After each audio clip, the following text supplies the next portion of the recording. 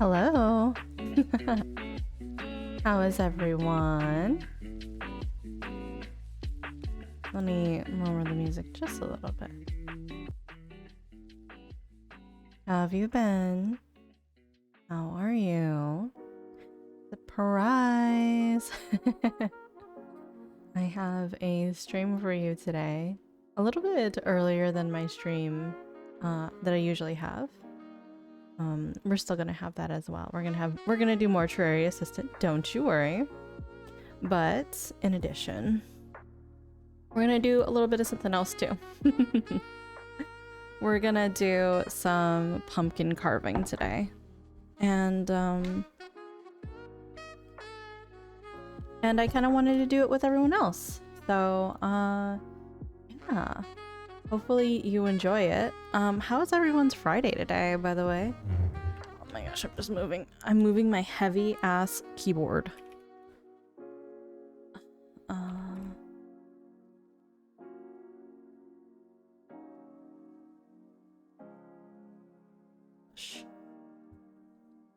It needs to move a little closer to me. Sorry. I had to rearrange everything on my desk today.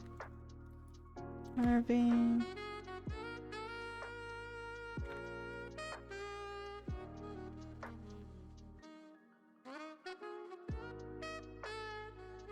Okay. I'm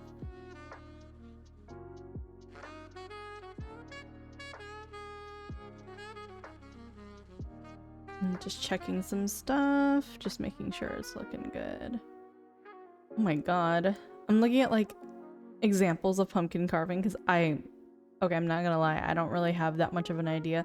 I want to put Happy Halloween for sure, but I'm not sure what I want for the background, you know? But yes, today we're gonna go ahead and we're gonna do some super fun. Oh, I like this one. There's like a bee pattern on it. That's so cute. I think I have an idea. I think I have a good idea of what I want to do. We'll see if it works, but we're gonna carve on stream and you're gonna see me either fail or do well. We'll see, right? Novi baby, how are you? How are you? Thank you for coming today. I know this is just out of the blue, so I appreciate anyone who came in, who's decided to join us. Let's move to hand cam. Hopefully it stayed. Oh my gosh. That's the thing with this camera, like, you can see like every piece of everything and you can see all of Bumble's fur. Okay. Hello everyone, how are you? Well, we'll get started on our pumpkin here. This is completely new. It is unmarred. Nothing like, haven't even like touched it. I took a picture of it a few weeks ago. I don't know what's up with my light, by the way. I really hope that it's not gonna die on me. But just putting together a new gaming desk. Oh, okay, okay. Very cool. I'm gonna start by outlining the top so we can. Oh my gosh, is this marker dead? It wasn't dead before. I tested it before I started. It might just be the skin. Who knows? I can still see it. I can still see like a faint line. So we should be okay. But yeah, has anybody carved a pumpkin this year yet? This month? I kind of want to know. I want to know what you're doing. What are we gonna carve? We're gonna carve a pumpkin, obviously. Jan, how are you? How are you? How are you? Hopefully you've been doing well. I've got a couple tools here. And I have not carved a pumpkin in a really long time. So if I'm doing something wrong, or if somebody's like, hey, you don't do it that way, please just let me know. What kind of design are we gonna... That is like little shit. We're gonna do a Happy Halloween pumpkin.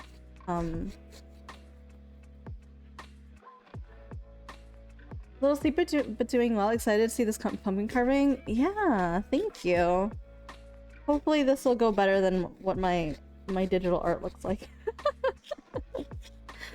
Yeah, I've been working on some art recently for Jun's Secret Santa. I'm excited for it, but also very, very nervous because everybody is so talented. And I'm excited to see everyone's. Don't say that your art is good now. Yeah. Both the bird. No, I really haven't done art in so long. I am terrified of showing you guys my art. It takes me so much heart to actually show anything. But I'm very happy you guys are so accepting and complimentary.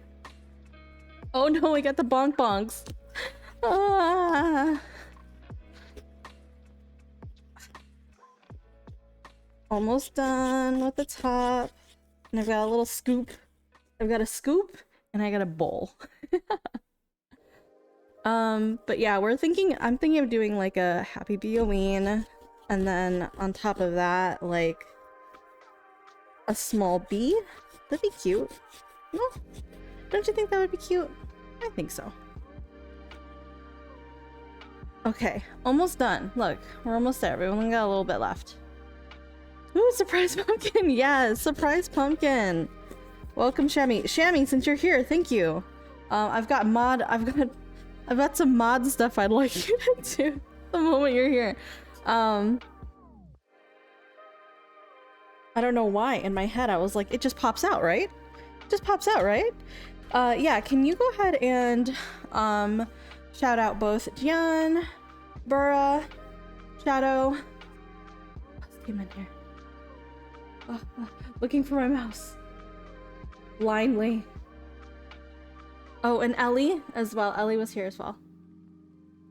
I don't know what I'm gonna do with this, with the insides of this pumpkin, but we're gonna figure it out. Hold on. Let's see if I've...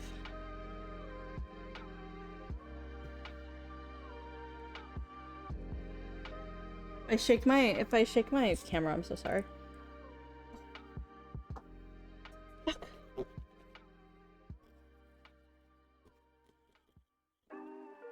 Let go.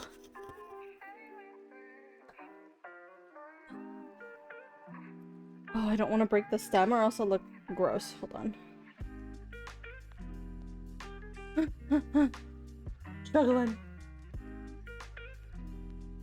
Thank you, Shammy. I appreciate it. And welcome, welcome, Shammy. Oh, I need to grab my bowl. My bowl's over there. Ugh. Okay. Here we go. Thank you for the shout out. Of course. Of course. I don't even know why I brought my tablet, considering I'm gonna have like YouTube Studio app. Why is there a fly there? Or some type of bug? This is not sitting outside. It's been sitting in the house. Oh, you know what? How about I go push in, and then out? Aha!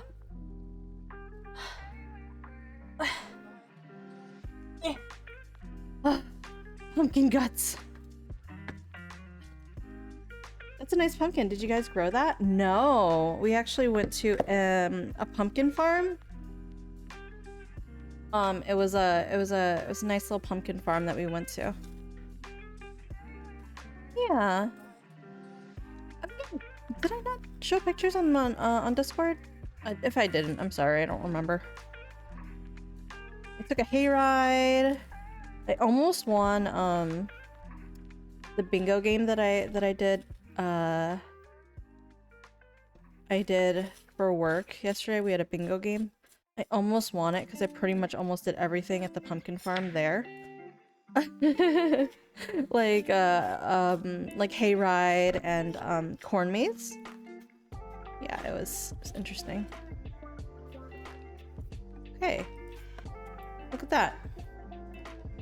Let's see inside the top part of the pumpkin. All good. I'm gonna set it in the inside for now because I'm not gonna use that for a bit. Oh, look at the inside of the pumpkin. It's kind of yucky. I can smell the stream. Can I have a shout out for salary, please? Yes, he did. I'm the one that. Okay. I'm just glad. I'm just glad. Hell yeah, get those pumpkin guts. Yes. Honk.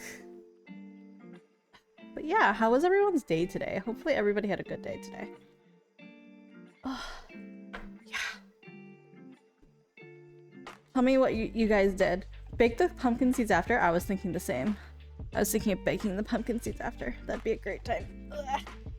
My day was kind of blah, but so this is nice. Oh, I'm sorry that your day was so icky. But yeah, definitely. It's Friday, you get to relax. You don't have any work tomorrow. I remember back in the day, you used to like have to go when on weekends too. Now that's no longer the case. Like every once in a while you would be like, okay, I have to go in on Saturday or something. Saturday shifts never again. Yeah.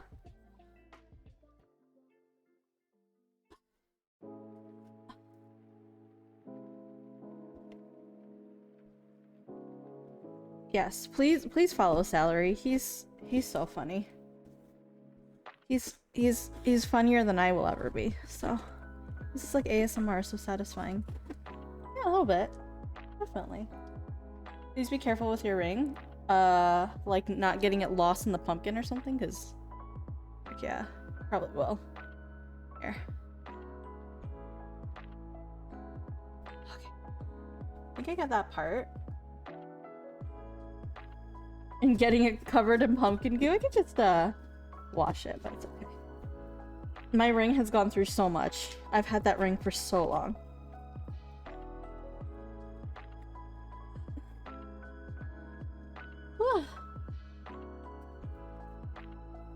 This is kind of tiring, I'm gonna lie.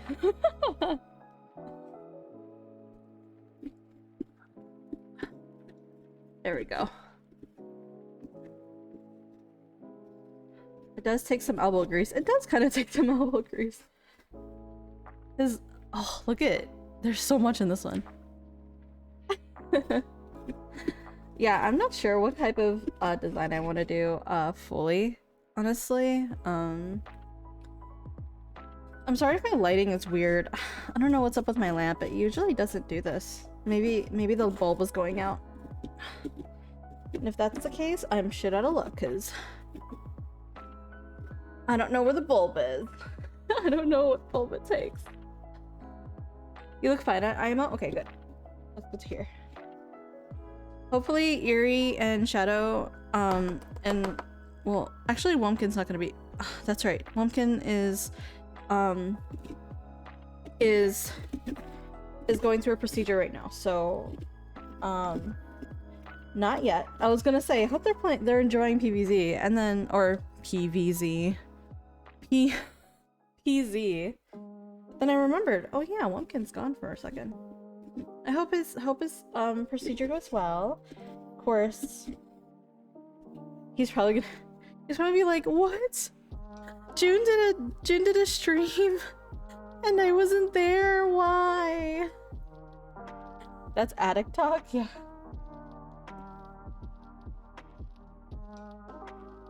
That's true. That is true. That's addict talk. I want you to join us. I was thinking of just doing the extra, because I remember the last time we played Mortuary Assistant, we didn't get it correct, and I want to get it correct. Okay, I want to get it correct. So we're going back in there, and when we get it correct, then it was BS. I know.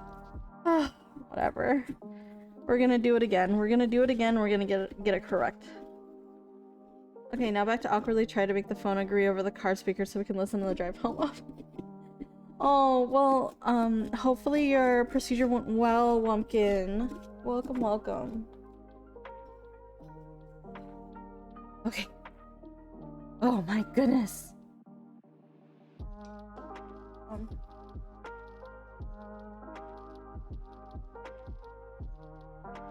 I think I did a good job.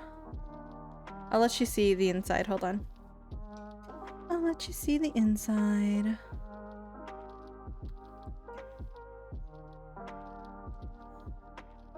See? That's pretty clean. That's not too bad. Not even too bad. Alright. He's in the room. I don't know if he's listening yet. I'm pulling the car up. Oh, okay. I will repeat myself later. Once he says, I'm here. I wonder if pumpkin is good for your skin. It is good for your skin. I know that it's part of some, like, some stuff. Look, this string would be perfect in the oven. Hold on. Nope, JK, I can't get it. There's all this seed stuff. Okay, let's put this to the side, shall we? Put this to the side.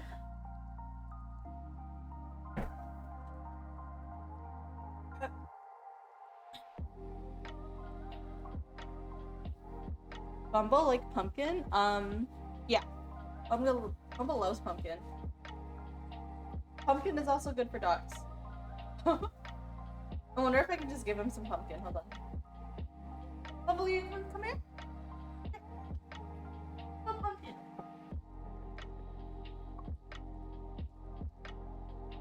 Oh.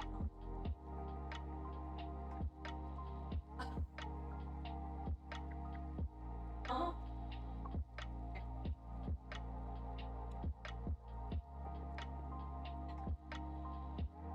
I don't think he likes the texture, not gonna lie. It is good for their tummies. Pumpkin and just other squashes are very good for their tummies. When, okay, so Bumble had, I don't know what he had, but he kind of had like he had the runs. We only had like, I think about 2 weeks ago, and I had made acorn squash. Do you remember? You remember I made acorn squash? And I made acorn squash, and I gave some to him because it seemed like his tummy was so upset. So I did so, and right after he stopped having, I mean, it could be because also like it had been a day or two already, so maybe that's just how much time his tummy needed to settle. But I'm just gonna say it was because of the acorn squash. I'm sure it didn't not help, that's for sure. For Puppo, yeah, 42. I think it's around 60 right now for me. Yeah. Okay, I think this side right here is like perfect. You see it? this the center here. I think that'd be really nice. I think the biggest issue people have when it comes to carving pumpkins is putting the design too close to the top. So I think I'm gonna try my hardest to keep it towards the middle / center.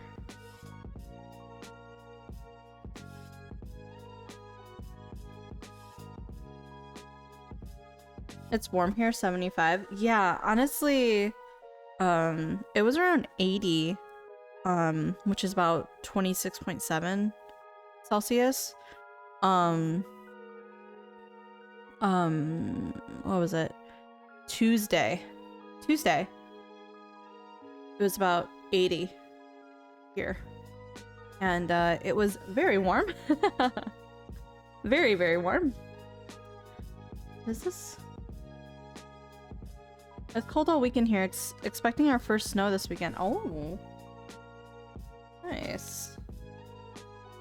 No, it is this marker, actually. I thought it was just me. It was this marker. I'm gonna grab a new marker. 1 second.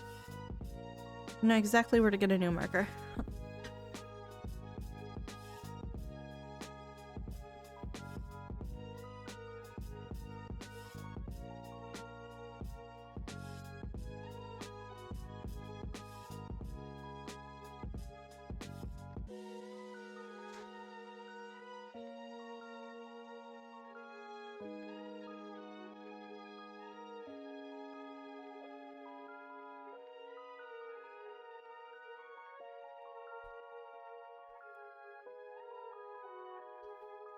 Okay.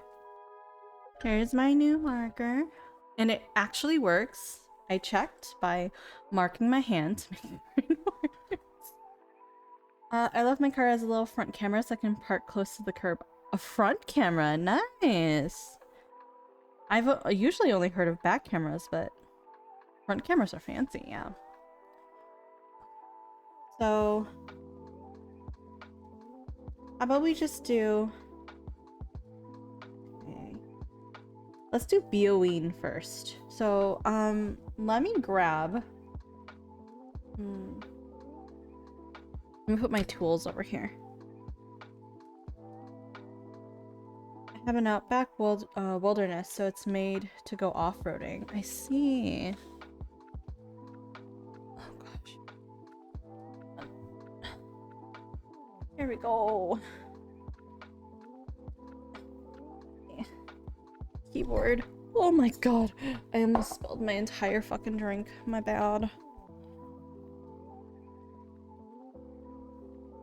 There we go. On the front allows you to see rocks and stuff in front of you. Oh, I see. That does make sense, yeah.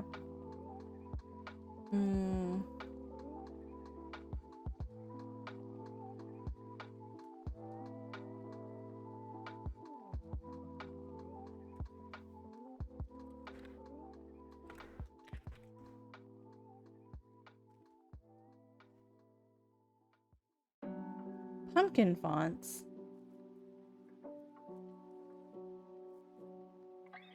I'm looking for pumpkin fonts.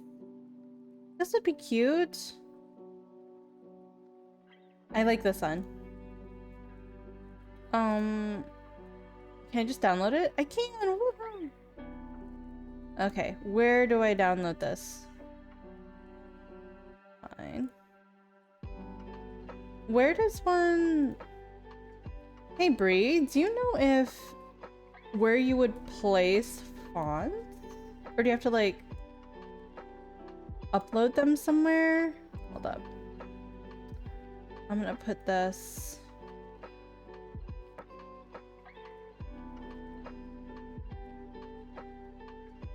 I have a good idea. My dad's car has butt warmers. Yeah. That KB's car also has butt warmers. Mine does not. Try random activities. Like that. Checked here. Cool. Hopefully that works. Let me see. On Windows it just open the font. Open the font, it has an install button. Oh, okay, hold on. I just open it? Install. Got it.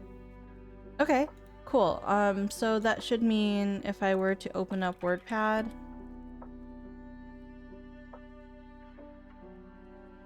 I can just... What is this called? Hallowed? The Hallowed. Called the Hallowed. The Hallowed. There it is. And then I'll do 48.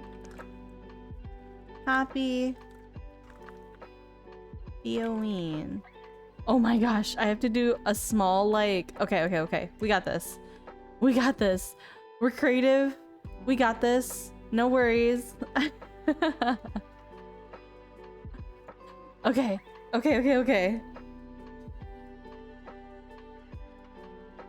Oh my gosh. Of course I decide to do something intricate, huh? We're creative. What does it say? Hold on. I have to move this over. No studio mode. Okay. We're creative. We're strong. We're independent. We are.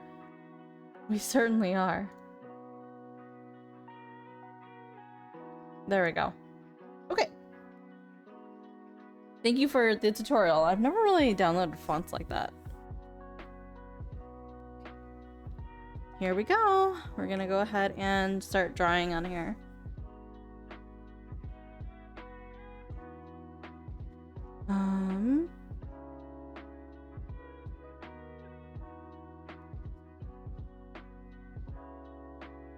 But yeah.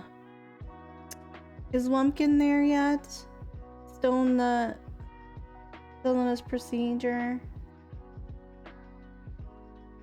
Understand if he is. I just want to say hello. That's all. I have good memories of being outside carving pumpkins with my dad. Mom would kick us out because she couldn't stand the smell. Oh yeah? No, I don't feel like the smell really bothers me, but I don't know. Maybe I'm just weird and I can't smell anything.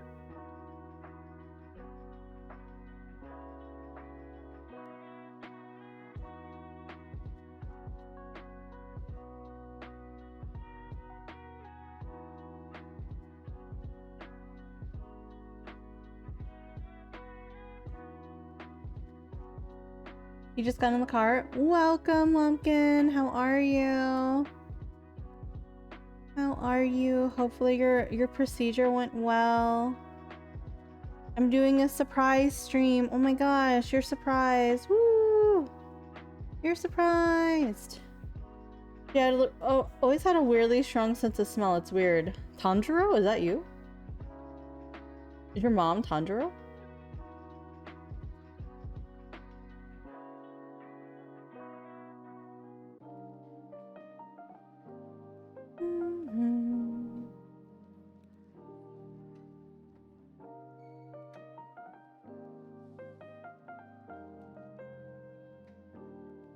Oops. I made a mistake, but it's okay. I can never do my nails around her? Oh, man. Maybe kind of can tell. He's like... He knows if I'm doing my nails as well, but... He usually just goes into another room or something.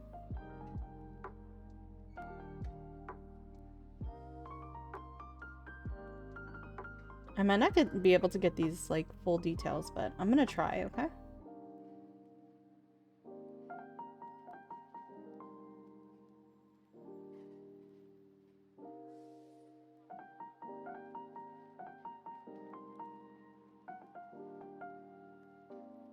Blah, how are you? I'm typing on server. Hi! Hello! Secret Ducky's phone. Yeah, hopefully treatment went well. And Blah, can I have a shout out for Blah, please? Hello, Blah. How are you?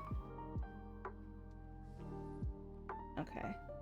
That wasn't too bad, actually. I think I can do that one. Oh no, I fucked up. That's okay. I'm getting rid of that piece anyway, so it's...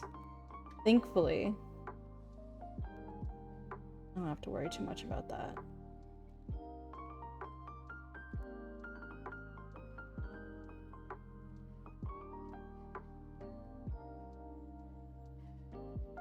Yeah. Oh, this is what I have so far. Hopefully it doesn't look bad.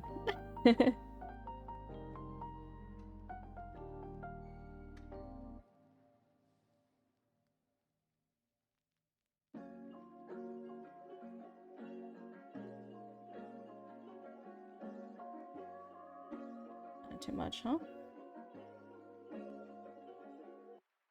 About to go to work. Had a very relaxing morning. Oh, yay! Hello, Nazu. Hello. Welcome, welcome. I can't get used to her phone and I'm distorted. Honestly, okay. So, yeah. Bla was playing Persona 4 Golden. Yay!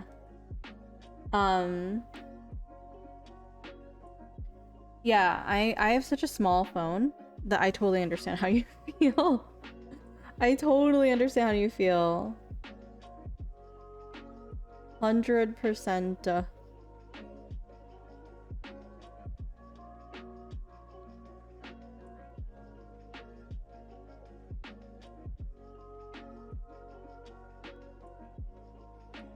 we go. And then we'll get rid of that. We'll wipe that off if need. Yeah, have a good shift at work. I might actually get poke today. I'm not blaming you, but I'm kind of blaming you.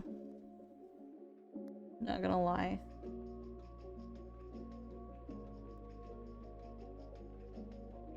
How's your day been? It's been pretty well, going pretty well actually. Okay, we're gonna do beelings pretty damn big. Cammy, hello, hello, hello. Thank you for resubbing for 3 months. Thank you for the 3 months. Cammy and I were doing some art together yesterday. Like, not together, but we were keeping each other company on her stream. It was very fun. Thank you, Cammy, for stopping by. I know that you're due for some, you're gonna go doing something. Oh my gosh, I totally forgot what she told me that you're gonna do today. I'm sorry. I don't remember because I am forgoreful. SCP event, that's right. SCP event, that's right. You told me that.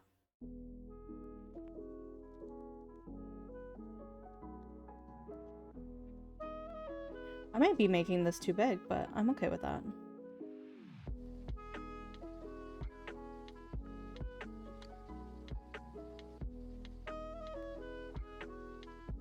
I just don't want it to be too close to the top. That is what I'm concerned about. And maybe now it might be too close to the bottom. I don't know.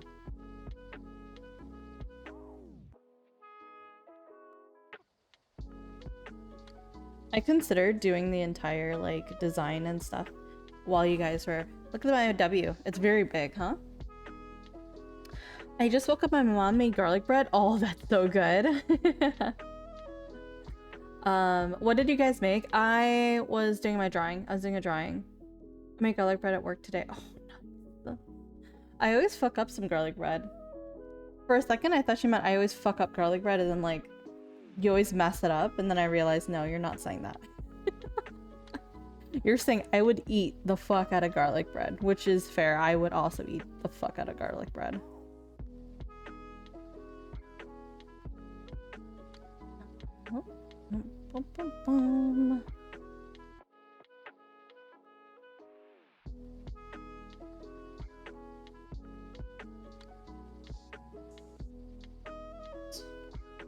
Let's try that.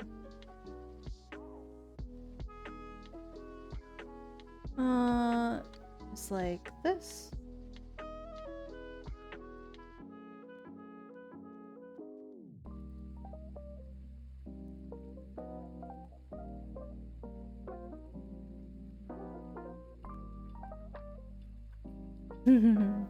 That's a pretty cute design. I like that.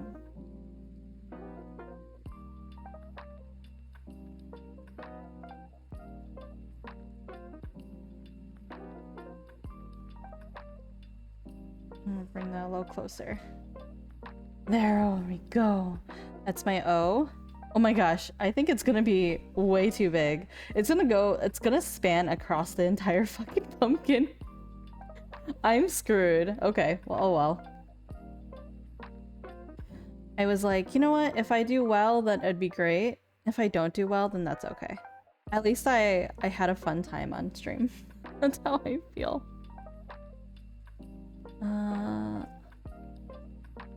Like that. I guess I'm a very go big, go home person, hmm? Very go big, go home. That's my E. Considering your freehanding, it looks good. Thank you. Yeah, I'm trying. Bitch is trying out here, okay?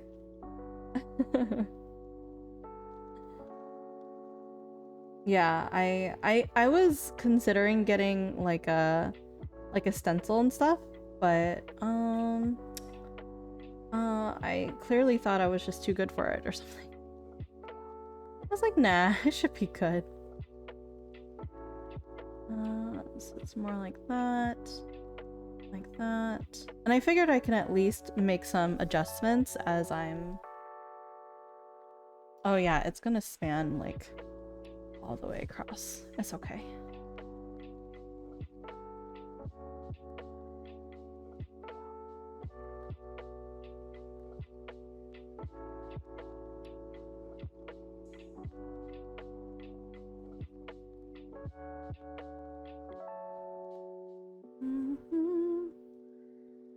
Bum, bum. Bum, ba, da, bum. You can go like that and down. There we go.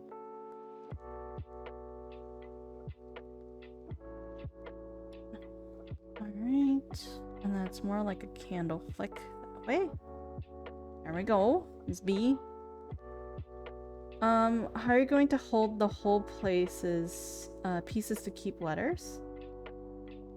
Whole pieces?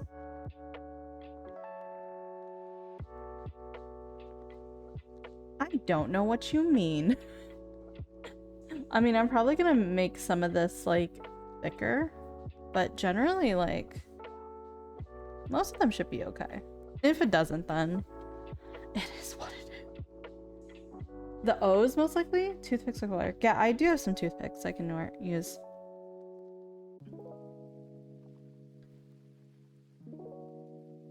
I just realized like everything got so much bigger.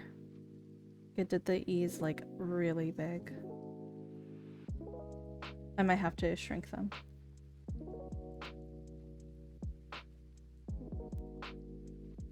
Yeah. See, I like this size.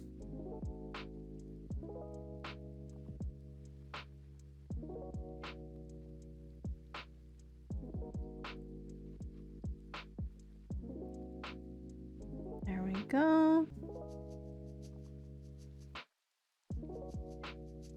All the curves are going to be neat to carve. Yeah. Like the centers of the letters that have openings. Oh, buddy. I don't know. I didn't think about it. Oh, friend. I don't know. Like trip. I like the tails and the peas. Thank you. They're fun. Okay.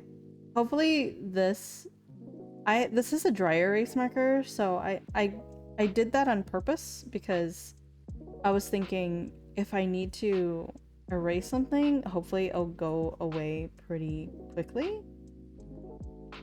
So, and easily. So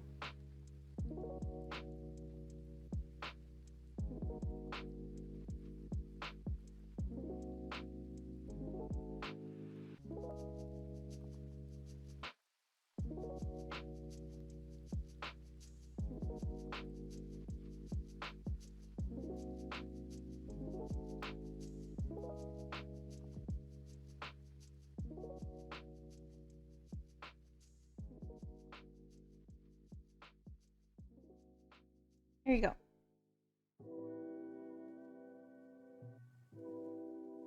Oh yeah, see how big these E's are? I'm gonna have to remove them. Okay, hold on. Let me grab this. Oh.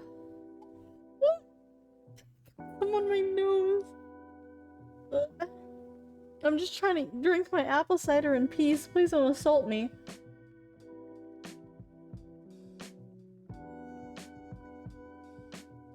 Okay, I'm gonna grab a paper towel, or rather, I'm gonna take my paper towel and wet it, and I think I'm gonna do... See, these are... Oh, no, never mind, JK. They come off pretty easily on their own.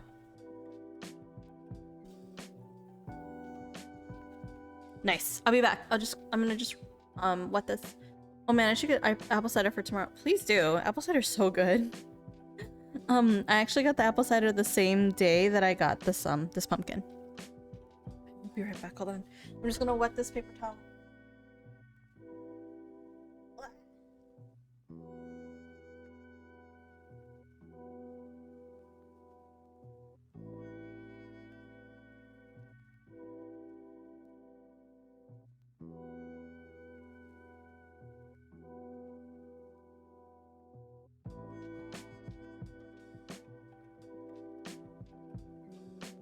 Okay.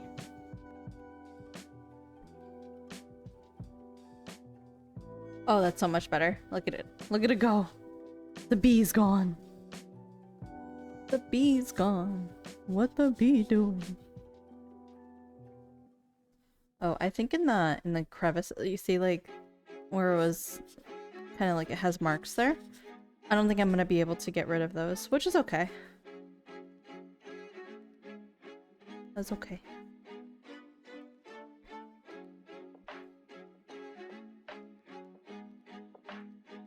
Where's the beef?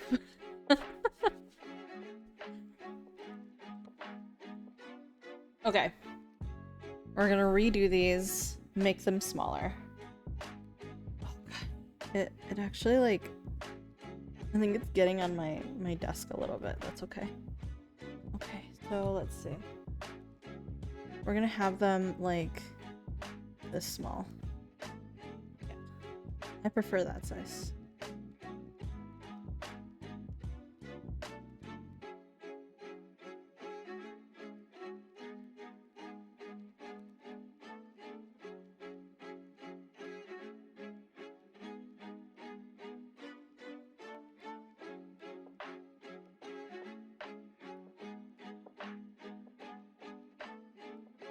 There we go, and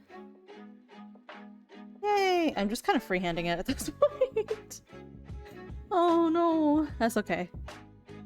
So far, I like my freehand. So if I didn't like my freehand, I would have been like, bleh, no, no.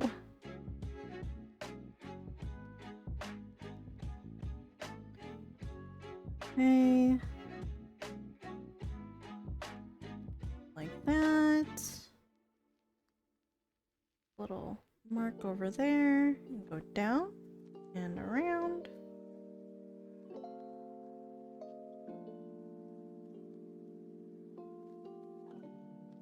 There we go. Now I want a little bit more on this end. This is a bit smaller. And there we are. And then there's like kind of like a flame here. There! I feel better about that. Yeah, it's smaller. It's smaller than it was before. Loving the seasonal drinks. Yeah, I know. The seasonal drinks are so good. Where should I put them?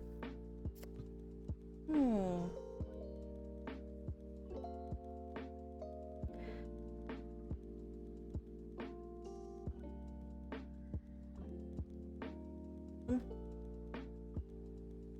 my gosh. I'm gonna let go. No. Where's it? Right here. Okay. Got it.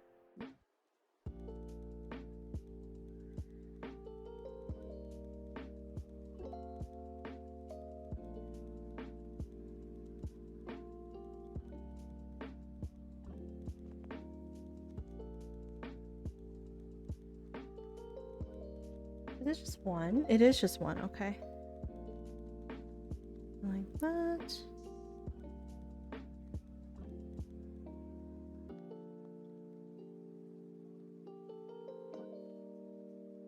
Okay.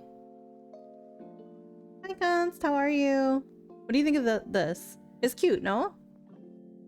I'm gonna probably do a little bit closer. Go. Like that. I'll be a bee. And then I'll have on the other side kind of the same thing, except like maybe like downwards.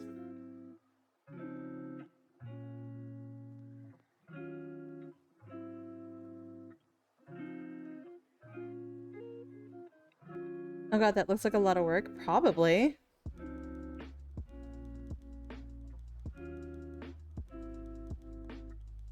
To be honest, I'm probably in over my head. This is probably gonna take a lot longer than I think it was, but my stream is at 7:30, so you guys have an extra long stream from me. Isn't that great? Let's see. Will this work? Maybe for some. I think I'm gonna have to go with the detailed saw. No? The detailed saw? God, actually, please, can Shami, can you please, shout Const out really quickly because he is doing a, subathon very, very, very soon.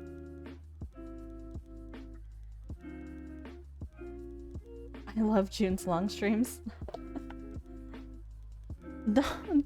Don't what me? You know I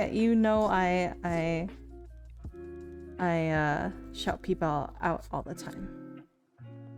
I don't know where you think you are, but that's pretty standard. Oops, sorry.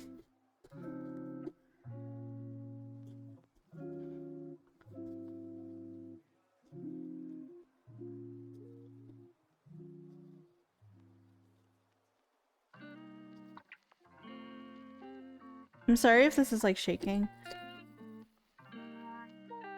Shammeow! You know, it's really funny you guys call her Shammeow when she's a bunny. No? Then again, your name is Shammy Says Meow, so you can't really blame anyone.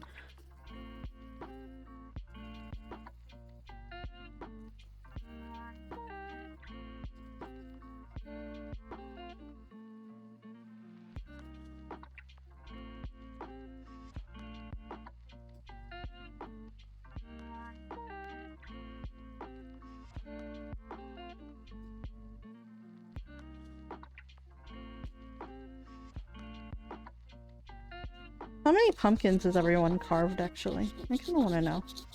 I've only carved one pumpkin in my life. And that was, back in college. I think I was playing, League of Legends at the time. Like I said, this was many, many years ago. Yeah, you did kind of... You played yourself. And I remember I made a League pumpkin. It was pretty funny. I used to do it every year as a kid. I've done it a few times as an adult. Yeah, I've only done it when I was like 17, 18 years old. Actually. Very, very long time ago.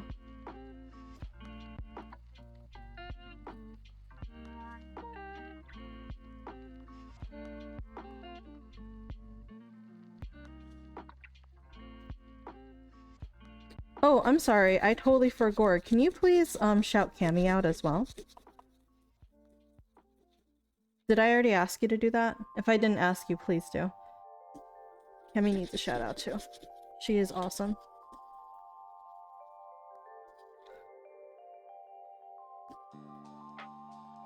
I'm making good progress through this very quickly, actually. Again, I'm sorry if I'm shaking the camera. I really can't help it.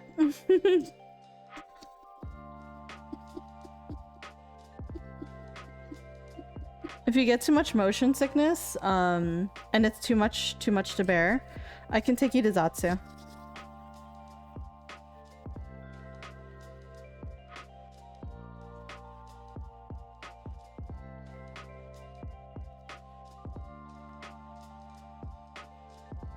You're up for a second? No, I probably forgot. I'm not gonna lie.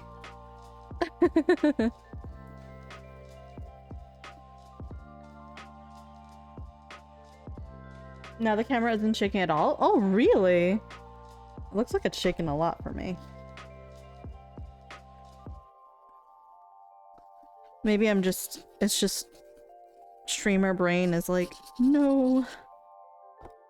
Okay.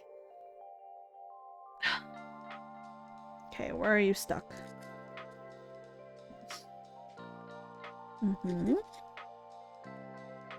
That looks good. Looks good.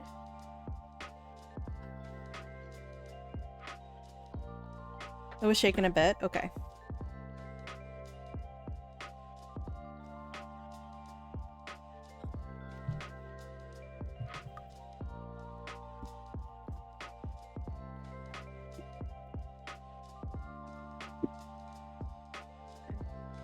Now let's see.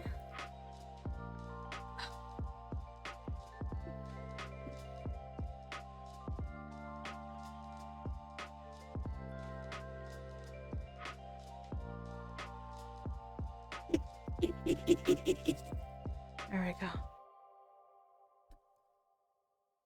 Yeah, I'll empty the inside out soon. But... yes. Very nice so far. And it didn't take me as long as I thought it would. I'm glad I paid a little extra for the quality tools.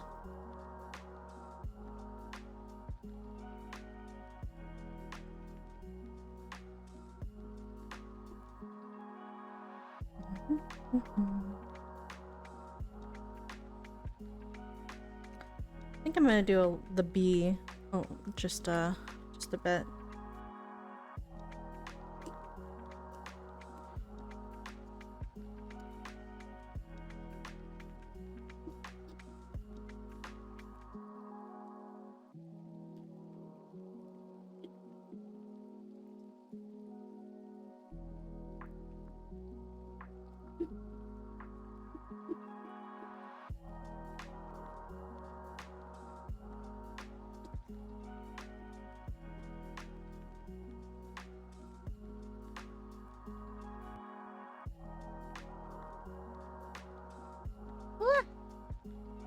Drop. Okay.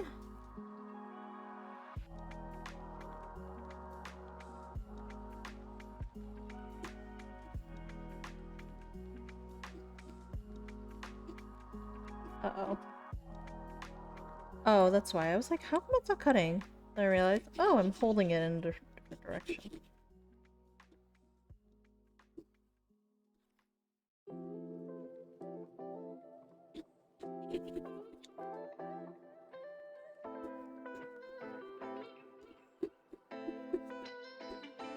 Okay.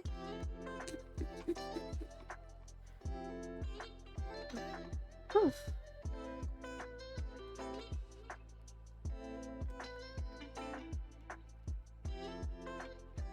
Hans, how was your day? Talk to me. Talk to me. Yeah. Hopefully it went well. Oh, you're working?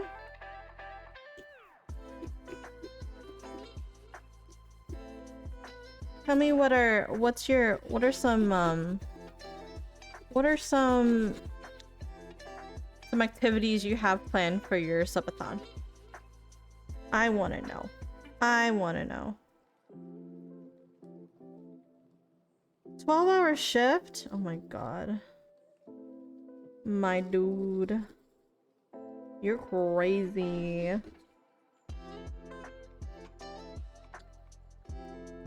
Is it a spoiler? If it is, then don't worry about talking about it. We can wait. People can wait. The people can wait.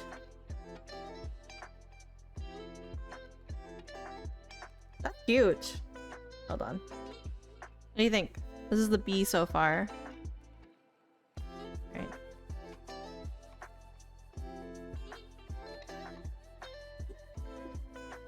It's not really. I just don't have an exact plan. You don't have an exact plan? Oh my gosh.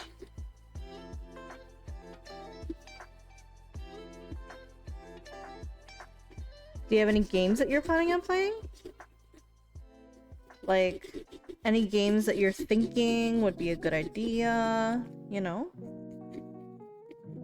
Things like that. Just so the people can know.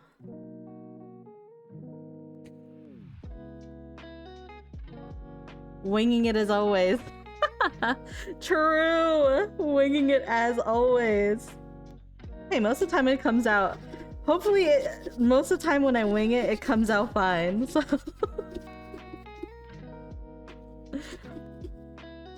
Except art. God. I say as I'm doing something that's art related and it's coming out fine. I don't know. I just don't have a lot of confidence in art anymore. It's just been so long and I don't believe in myself anymore and my abilities that I kind of just like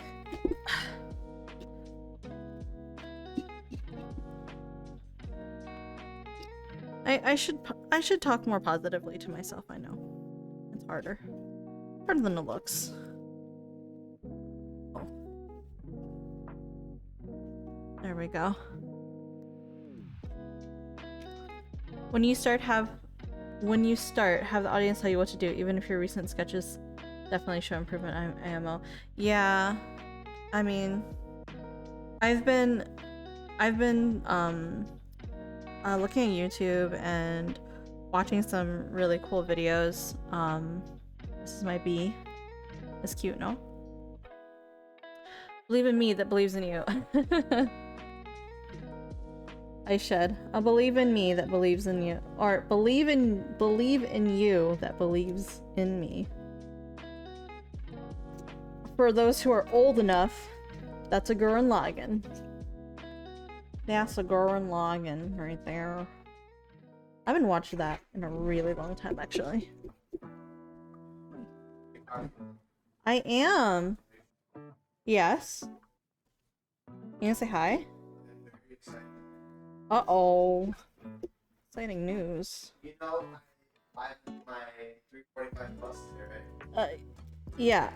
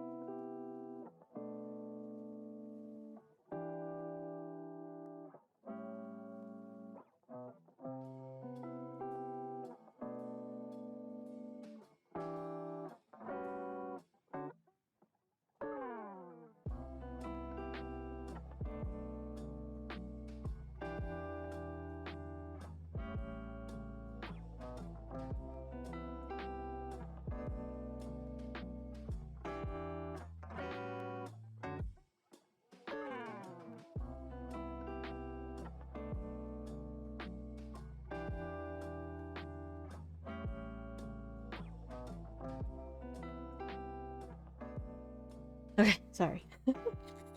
I finally understand what Cammy was saying. For a second I didn't understand. Now I understand. Oh my god, Cammy, you're right. What am I gonna do?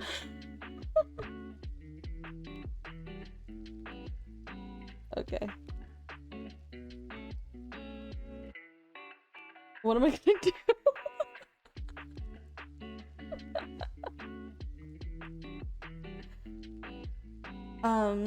Karaoke, spy cam, hot. I can read cosplay cam. I don't know why. Possibly art stream. Art stream. TMI storytelling. Okay. As for games, I don't know what to play. Maybe depends on people that are available. Yeah, I'm talking to KP really quickly.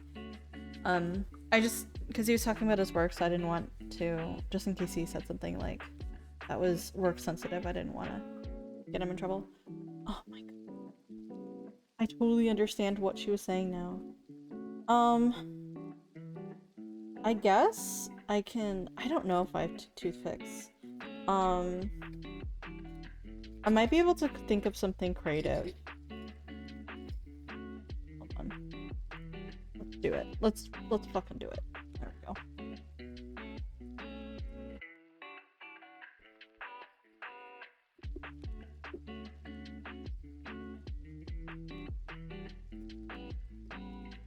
So I have it as like this so far. And I guess toothpicks will work. Want to sing on my stream? I don't have the mic for it since it clips me screaming. Like, okay, it clips you screaming, but I mean, it should still be okay, right? Give me your address so I can stop. You crazy. Hans is always pawning off his mic to someone.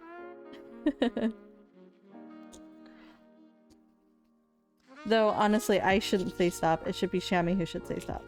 Or rather, it depends on Shammy if she wants to say stop. I say stop because that's just how I feel, but other people may feel different, so if you'd like it though, Shammy, then that's 100% up to you.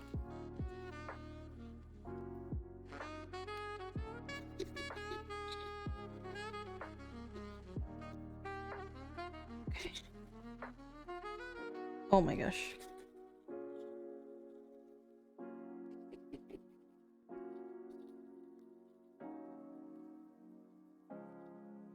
I feel like it might be clippy. I'm good for meow. Okay.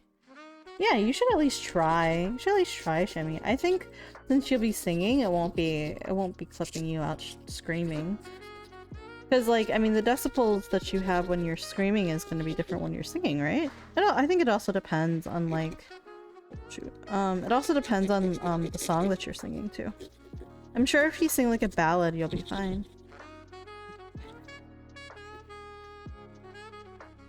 Or a chill song, you know?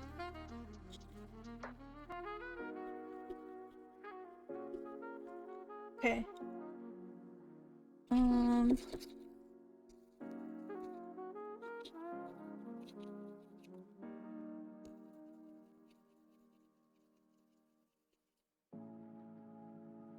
want to test it out first on my own, just see how it sounds. I really thought about streaming karaoke. Yeah! Let's stream karaoke. You should stream karaoke.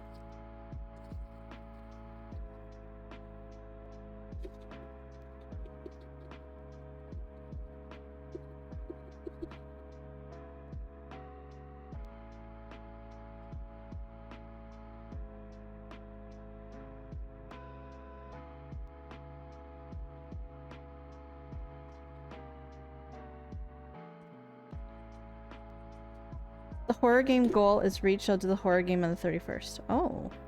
What horror game do you want to play? Or what horror game are you going to play if you were to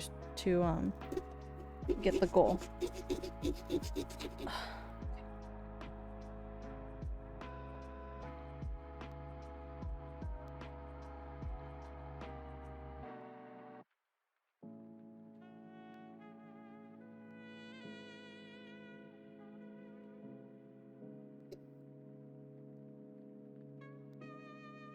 Kowloon. Oh yeah, I know which what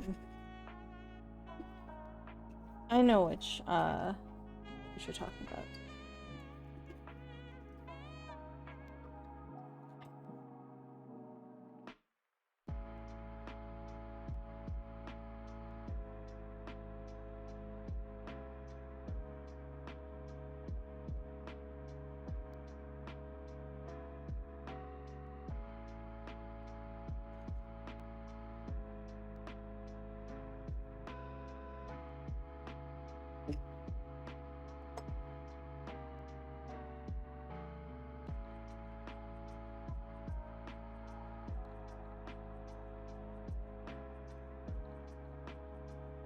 Okay.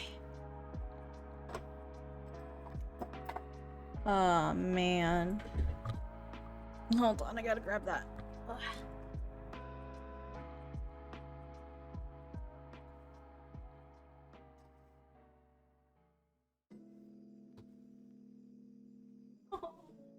Oh, why is it under my PC? Hold on.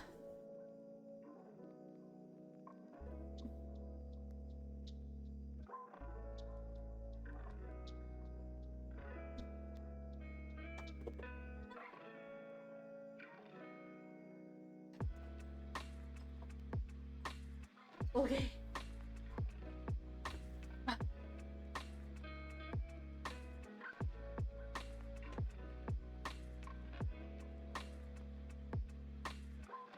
Okay.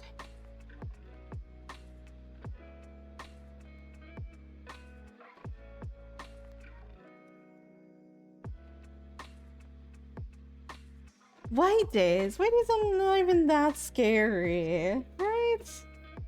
White days really that scary?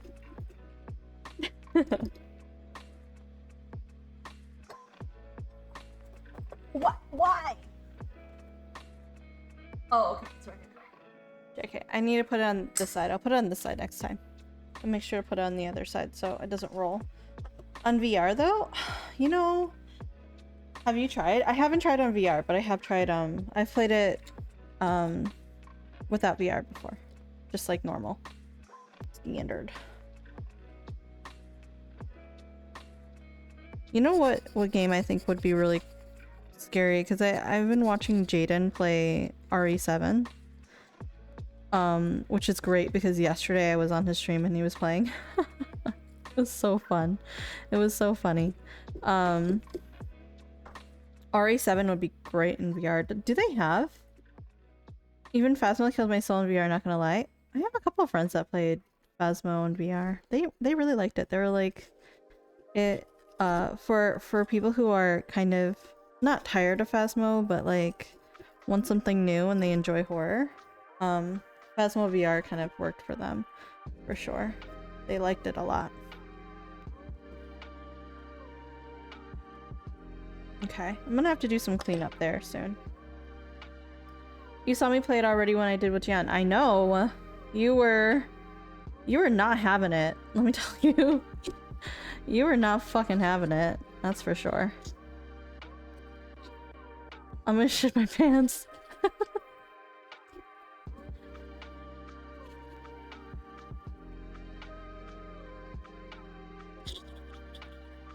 You know, it makes me wonder. People who do it like IRL. Oops. I did not mean to make a hole there. Like, it must be so scary. Oh my gosh, I'm literally making holes in the same spot. I need to stop.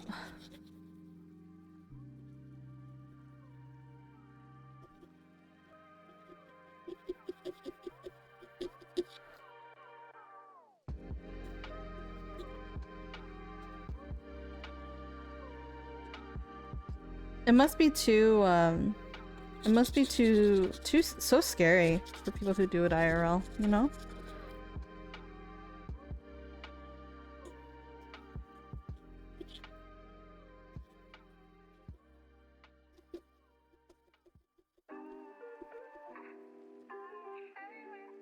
At the theater, so excited. Oh, please enjoy your movie. Sounds like it's gonna be a fun time, honestly.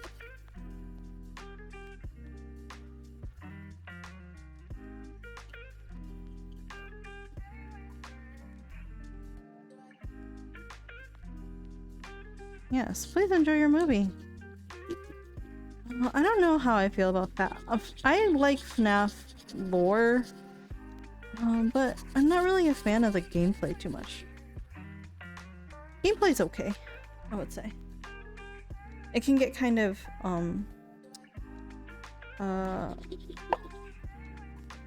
not tiring, but, old after a little bit. IMO, but generally okay. I need to put this over here, that's right. No more falling. Yeah, tell us how you think, what you think of it. Definitely tell us what you think.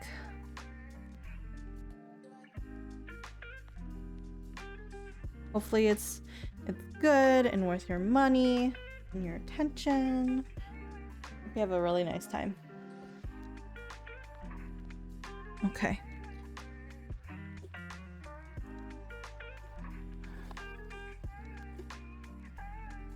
Well, I guess I'm going all the way over there then.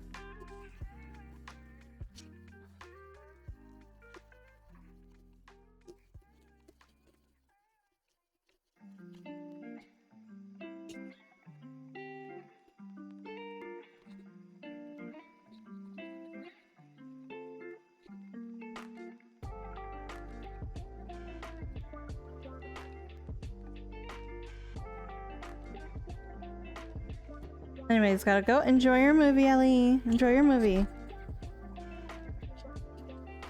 Please enjoy.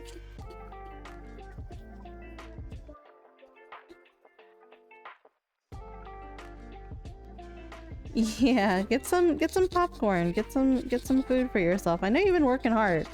I know you can afford it, girl. Oh jeez.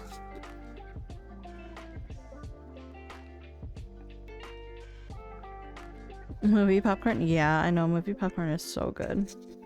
Actually so good. Oh my gosh, I am going off the rails at this point with the saw.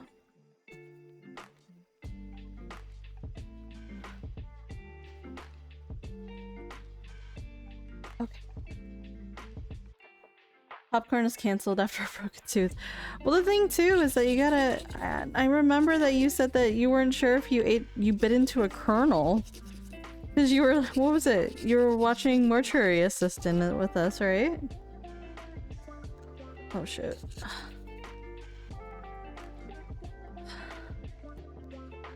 Okay. Parasocial is parasocial. Yeah. It was parasocial, that's right. I think I had Shadow and Sam with me for Mortuary Assistant, actually. Do you want to be there for my Mortuary Assistant stream tonight? It is free for people to come in and be my emotional support buddy. So...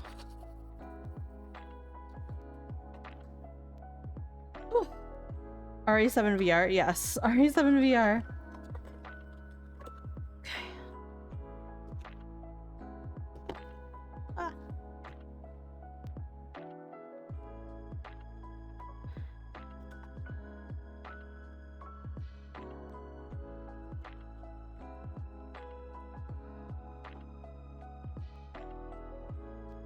Break off anything.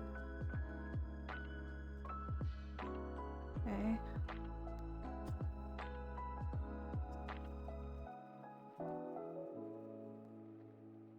There we go.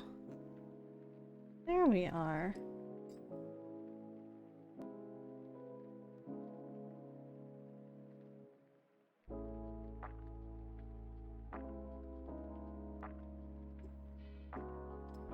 Alien Isolation VR? Oh my gosh. When is Parasocial? Oh, I already did Parasocial, yeah. Mortuary Assistant is at usual time. Today is a special day. See? I did happy. Looks good, no? And then the bee on the side as well. I did the bee on the side. So far things are looking pretty good. How do you feel? Almost home. Got some gas station food. Ooh. What kind of gas station food? I'm curious. Not all gas station food is equal. That's for sure. Yes, safe travels home. Very much so.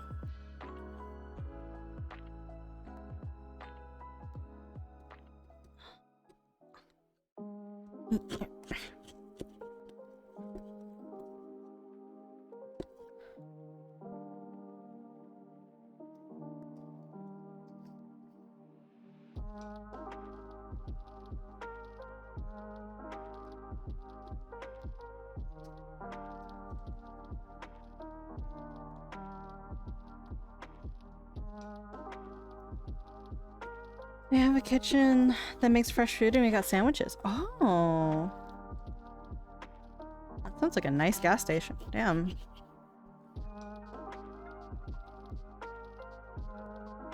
What kind of sandwiches did you get? What kind of sandwich did Wumpkin get? And what sandwich did Ducky get? Holy Red Kitten, they have palicos making your food. Yeah. They've got the palicos out there. Okay. We're gonna do the next little bee. Oh my gosh.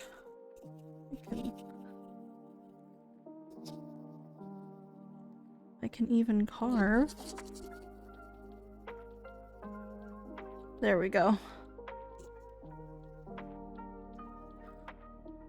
Wumpkin, the moment that you come in, I think Eerie will be waiting for you. She has been very much waiting for Project Zomboid to continue, by the way.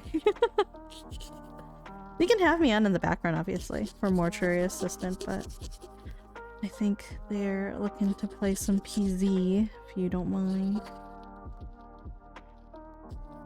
Only if you don't mind. I don't want to force you.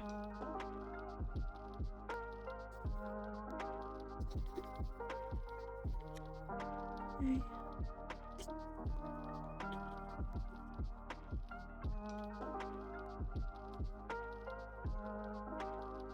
There we go. Oh, that's good. Grilled cheese BLT. Oh, grilled cheese BLT? That sounds delicious. That actually went through really nicely. This one I carved really nice. Okay. I was very thorough for this one.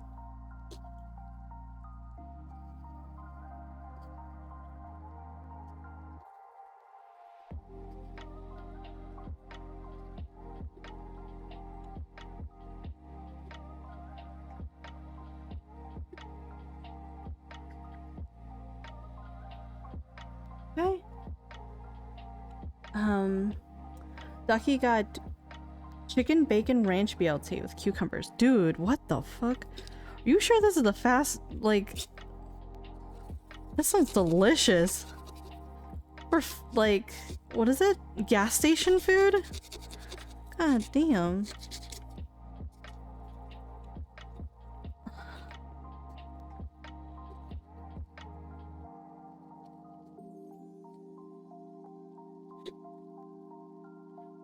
I did not do very well on this wing. I'm gonna do a couple adjustments before I pop this out. Okay.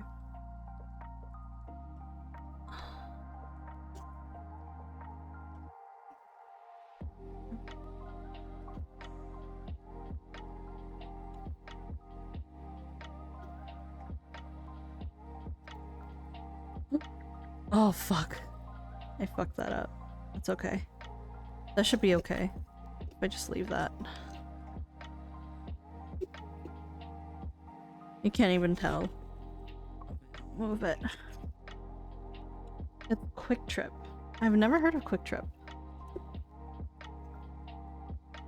Ever been to Buc-ee's down south? Apparently it's a really fancy gas station. I've never heard of it. I've never even heard of it, not gonna lie. Buc-ee's. Buc-ee's. I've actually never been down south in the States before. Though KB has been like, we should go to what's it called? Louisiana. New Orleans. June, we should do a road trip there one day. Maybe. People have done vlogs to Buc-ee's. Oh my god. That's wild. Wild West. Oh, here's the bee. You can see? It's very cool. A phenomenon. That does sound very cool, yes.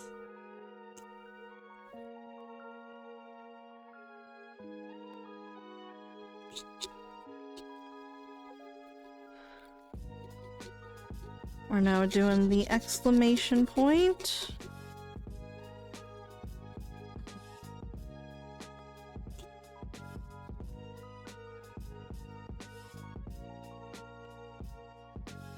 Very cute. Oh yeah. The bee, yeah.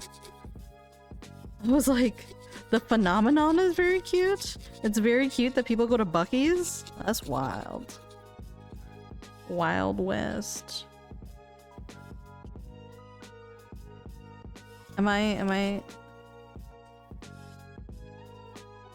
is it like mandatory to, sorry, that must have shook the camera so much, to get a cowboy hat and boots?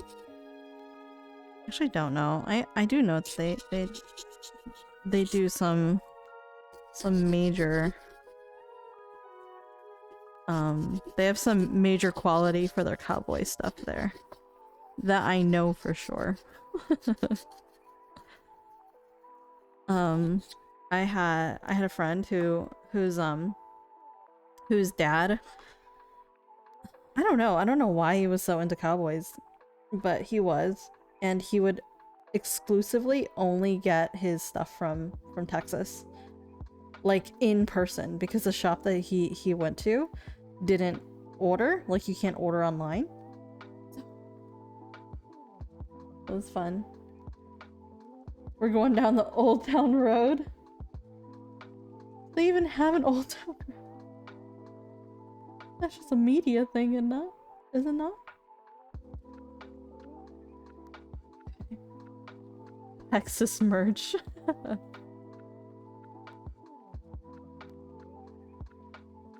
Oh, you mean Texas, not Buc-ee's?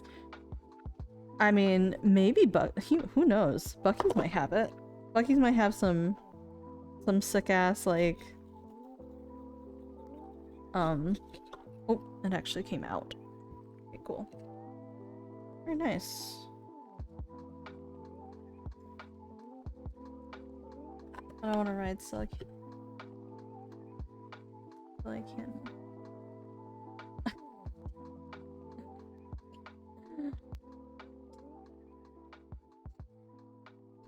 That is such an old song. It's been so long. It's been such a long time since I saw it. It's crazy how that blew up.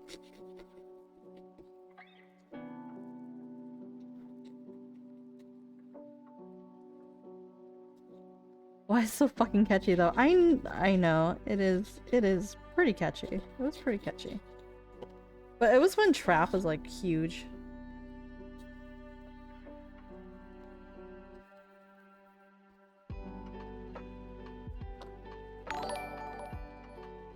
Oh, thank you for the follow. Call me Yaz. Well, hello, Yaz. Because it got horses in the back, yeah. Thank you for the follow. I appreciate you. Welcome to the beeling crew. Here's your honey. The honey you get for being a beeling.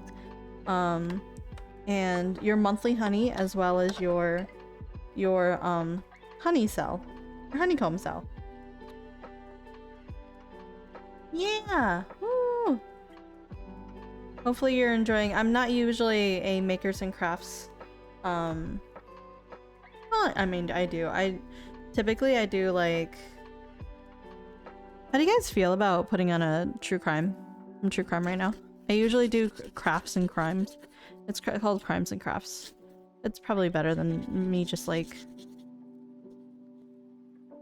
you just sitting here and watching me carve a pumpkin.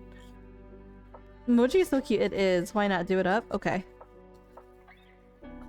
Hold on 1 second. I'm in the middle of this N.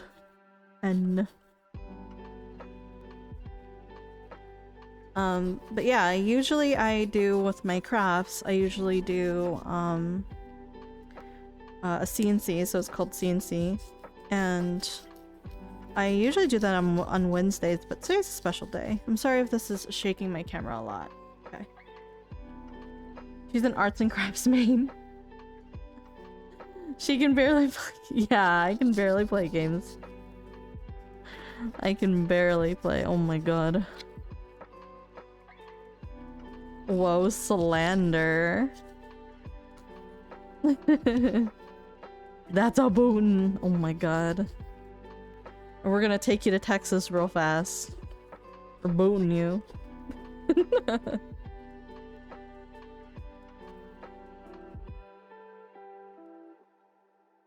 Lasso you out of here. No, it's oh, okay, that's fine. And actually went into the E next to it. There we go.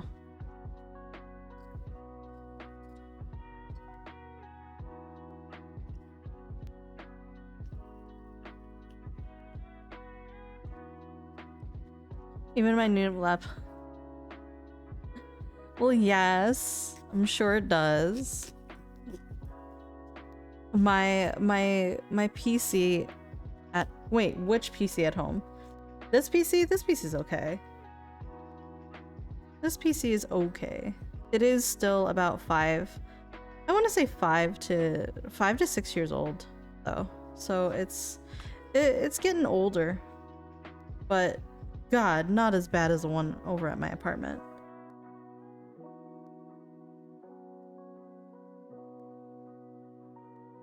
Hey, yo, what? My other PC. Oh, yeah. Anything runs better than that. God. Anything runs better than that thing. Okay, here's my N. See? I have all the parts in here. You see it? All the parts. Okay, so I'm gonna put on some let's put on some true crime, shall we? I haven't listened to true crime with you guys in such a long time.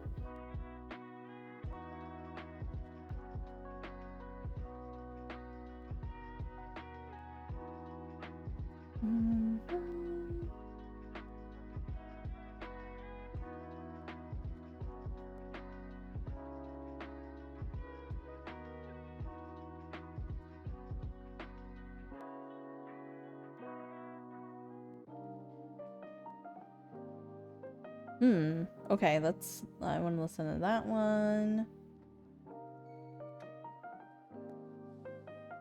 It's a coffee house crime, hold on. It just came out like 2 days or a day ago. YouTube has been like... Ew. I kind of want to know what that is, hold on. Browser...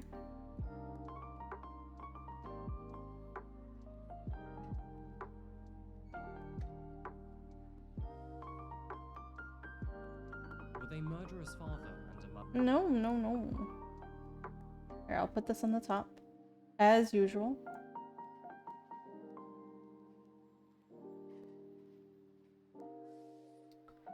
I need to upgrade. No. Is there a genre called false crime? Oh my gosh.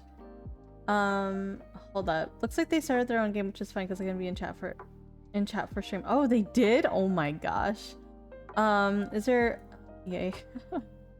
My current PC is 4 years old. Jamie's video card in 2014, and the rest of the PC from 2017. I don't remember what my graphics card is from Bring. I know you asked me a couple days ago, but I don't remember. We can start fresh at some point. Jamie's PC. Don't mind. I guess it jumped. True. Breach PC is still good, I think, since it's probably from the 10th series or something. Radio keeps this fresh. I enjoy Already has face and.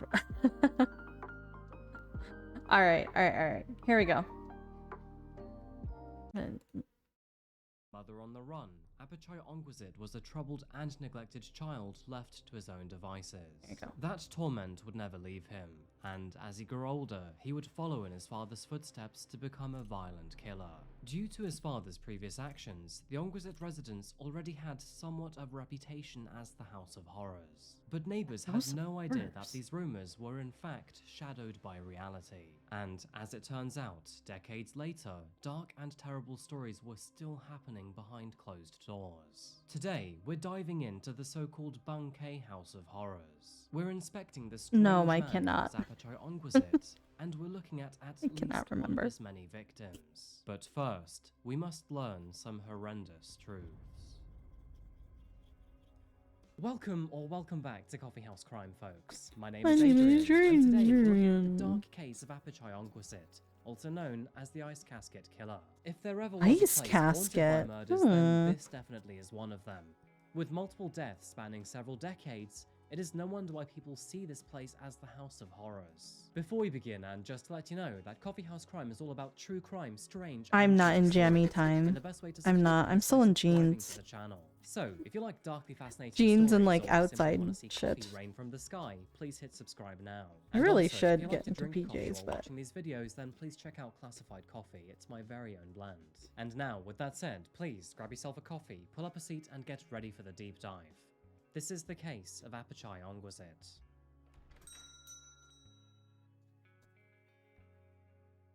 oops. There we go. Sawadee krap, folks, and welcome to another story from Thailand. Well known as a tropical paradise, Junior, an animal. this country often finds us focusing on its many vibrant islands, surrounded by white sandy beaches and very clear blue seas. But in today's case, we'll be visiting the rainforest covered You guys always talk about this. instead. For this one, we're venturing to the outskirts of the country's capital city, Bangkok.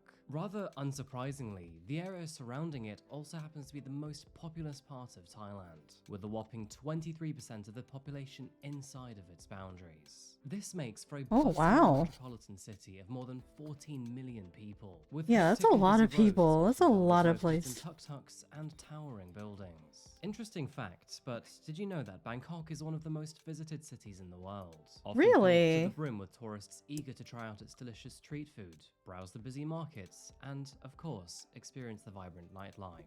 Saying that, while visiting this metropolitan powerhouse, it is quite wise to keep your wits about you, as in the Okay. West, It's the trying to city is come in- well known come as a place out, where so I'll do tourists that. are often taken advantage of. Really? Various scams, Oh, man. overcharging, and dual pricing are unfortunately somewhat commonplace here, with Man, more that than 10% of sucks. tourists claiming they'd I experienced thought Bangkok would at least be one of these scams. really So, cool. as with most things, if something seems too good to be true or isn't what you expected, then it's probably good to go with your instincts. Despite Bangkok's reputation as an urban jungle, there are a few inner districts which hold plenty of vegetation. Me And in too, the I'd say district of Bangkok as well. Bangkok, a sizable Shira, plot how of are land with you? a large Welcome, house welcome. complete Can I with have a shout out for tropical Shira, garden please? could be found. And this is where we find 41-year-old Apachai Ongwazit. Apachai inherited this property from his father more than a couple decades ago. His father, Chalermchai Ongwazit, was the owner and founder of the now-defunct Ongwazit Market in Bangkok, which, by the way, is now defunct for a very good reason. Dark details aside, we'll get to that in just a moment. Otherwise, as previously hinted, markets are a very big deal in Bangkok. And having been there a couple of times myself, let me tell you that you can find pretty much anything and everything here. It's a place filled with treasure, excitement, and chaos. It's exciting. And I so kinda it's wanna no go to surprise a that the Ongwazit South family had become Asian, rather wealthy through their business. market. Apachai had It sounds grown so up in the fun, family actually. property alongside his mother, father, and younger sister. And unlike others residing in this city, he never had to worry about money throughout his young childhood. However, the small family would only exist comfortably for a short while. And at a very young age, Apachai would sadly lose his entire family. On that note, though, don't be too quick. I'm to doing extend a your survive the sympathies. night His thing to get my father was rhythm back. arrested in Oh 1983 no. on suspicion no. of murdering a 12-year-old Well, girl, good luck. to which eventually he would ultimately be found guilty. Now I Wait, what? could make a story on that case alone, but the short version is that, allegedly, Apachai's father lost his temper when the young girl broke one of his prized possessions, which only happened to be a large custom-built fish tank. Attempting to cover up his crime would be in vain, but this didn't stop him from trying. And it would be through very grisly efforts too, as 12-year-old girl, though? in the process. His wife, who of course was also Apachai's mother, played a large part in trying to cover up the murder too. Oh, I she's an with 2 accomplice? children and a wealthy husband, she wanted to retain that lavish lifestyle. Once the news broke out, she was deemed complicit in the crime. But by the time officers had the chance to catch up with her, she'd already fled the country with Apachai's sister. And following this terrible whirlwind of a story, it left the young 4-year-old Apachai all alone in the big city of Oh my god, As a result, that's he fucked was up. raised by distant relatives who seemed neither loving nor attentive. Apachai was essentially left to his own devices, and was often seen wandering the streets alone. Moving forward, we don't actually know much about Apachai's upbringing, but what we do know is that his Sorry if father it's shaking the didn't last camera, long in this one's prison. hard. In fact, before he was even sentenced, he was both shot and killed. With his father now dead and both his mother and sister gone, Apachai was left to inherit the entire family property. Oh, that's And wild. since he He's became a what, legal adult, 4? This is where he would live for the rest of his life. Though He's due so to his young. father's horrible crime, the property had gained a local reputation of being known as the House of Horrors. Ironically, Oh, I wonder little why, did they know though. that this reputation would somewhat eventually manifest into reality. Now, as you may know, Thailand is well known for its entertainment industry. And yes, I can hear your saucy monologue talking, because I am in fact referring to its adult entertainment sector. In fact, Thailand Oh. has one of the highest sex tourism rates in the world. And although by law, things like prostitution are illegal, it is widely accepted that these things still take place behind closed doors. Oh, And with it okay. bringing in substantial I tourism gotta call and it money to to the if I can country, come. the Oh authorities no, do what the tend fuck? to turn a blind eye. Oh There are no, massage I'm parlors, sorry, saunas, Shiro. and hourly hotels That's where you that's can actually get illegal in the more US. salacious services. They can't do that Sometimes to these you. women are simply mere hostesses, to which men pay them for their conversation, light entertainment, and to keep their drinks flowing. Sadly though, there is an even darker side to this industry, and of course I'm talking about the world of drugs. Apachai was well aware of this. In fact, his main source of active income was the distribution of various drugs. He specialized Oh, in wow. various pills, most notably that being methamphetamine. Although this is a life-threatening Oh, he way was to a make meth money, dealer? it What actually the suited fuck? Apachai perfectly. He was very accustomed to the dark underbelly of Bangkok and had many connections. Interesting side note, but his special formula was actually to mix caffeine into the methamphetamine. Now, this is starting to sound like the ultimate coffeehouse crime. Alongside his so-called business, Adrian, Apachai also what relied on the industry for his fuck? physical needs too. You see, due He to his did, he possessive did. and abusive nature, They said he if I always can, I scared said off yes, so I potential could have said no. partners. He wanted someone to belong to him, but not to stay loyal himself. Let me And he show you what practiced I've this double got. standard in Here you rather go. abusive ways. In fact, in December These are of the E's. 2018, he ordered a woman to follow Oh my him gosh, home hold at on. gunpoint, but thankfully she was able Here to you go. flee before it was too late. But Apachai was able to See? escape the The law. E's. In Thailand, money The talks, and he was E's. able to bribe the victim with $500,000 baht, which is the equivalent of $14,000 or £11,000. Of course, this was a high price for the drug dealer. Lucky for Apachai, he eventually ended up convincing her to accept a settlement fee 5 times lower, ending up at the sum of 100,000 baht, the equivalent of £2,000 or $2,700. Moving forward, his close run-in with the law would not stop him from his frequent visits to hostess Much better now. bars. He was in regular contact with Welcome plenty of back, women to Nezo. suit his needs. And one of those he favoured was You'll be making that bank, 22-year-old hopefully. Warren Chayachet, who happens to be a very important person to our case today. Affectionately known as Kukik, Warren Thorne grew up in a rural part of Thailand and was raised by her loving grandmother from a very young age. By the year 2019, she had moved to Bangkok to work at a hostess bar, with the money going towards looking after her children. Since she had broken up with her former husband, the family didn't have much income, and this job was the difference between a roof over their heads and homelessness. Sadly, this isn't an uncommon occurrence in many countries around the world. So, when the wealthy Apachai Ongwasit expressed a liking to Kukik, she was more than happy to take him on as her client. The pair spent hours in host clubs, both drinking and getting to know each other, and eventually, they began to spend time together at his residence. She would often stay the night too, which does suggest that their relationship had progressed into the bedroom.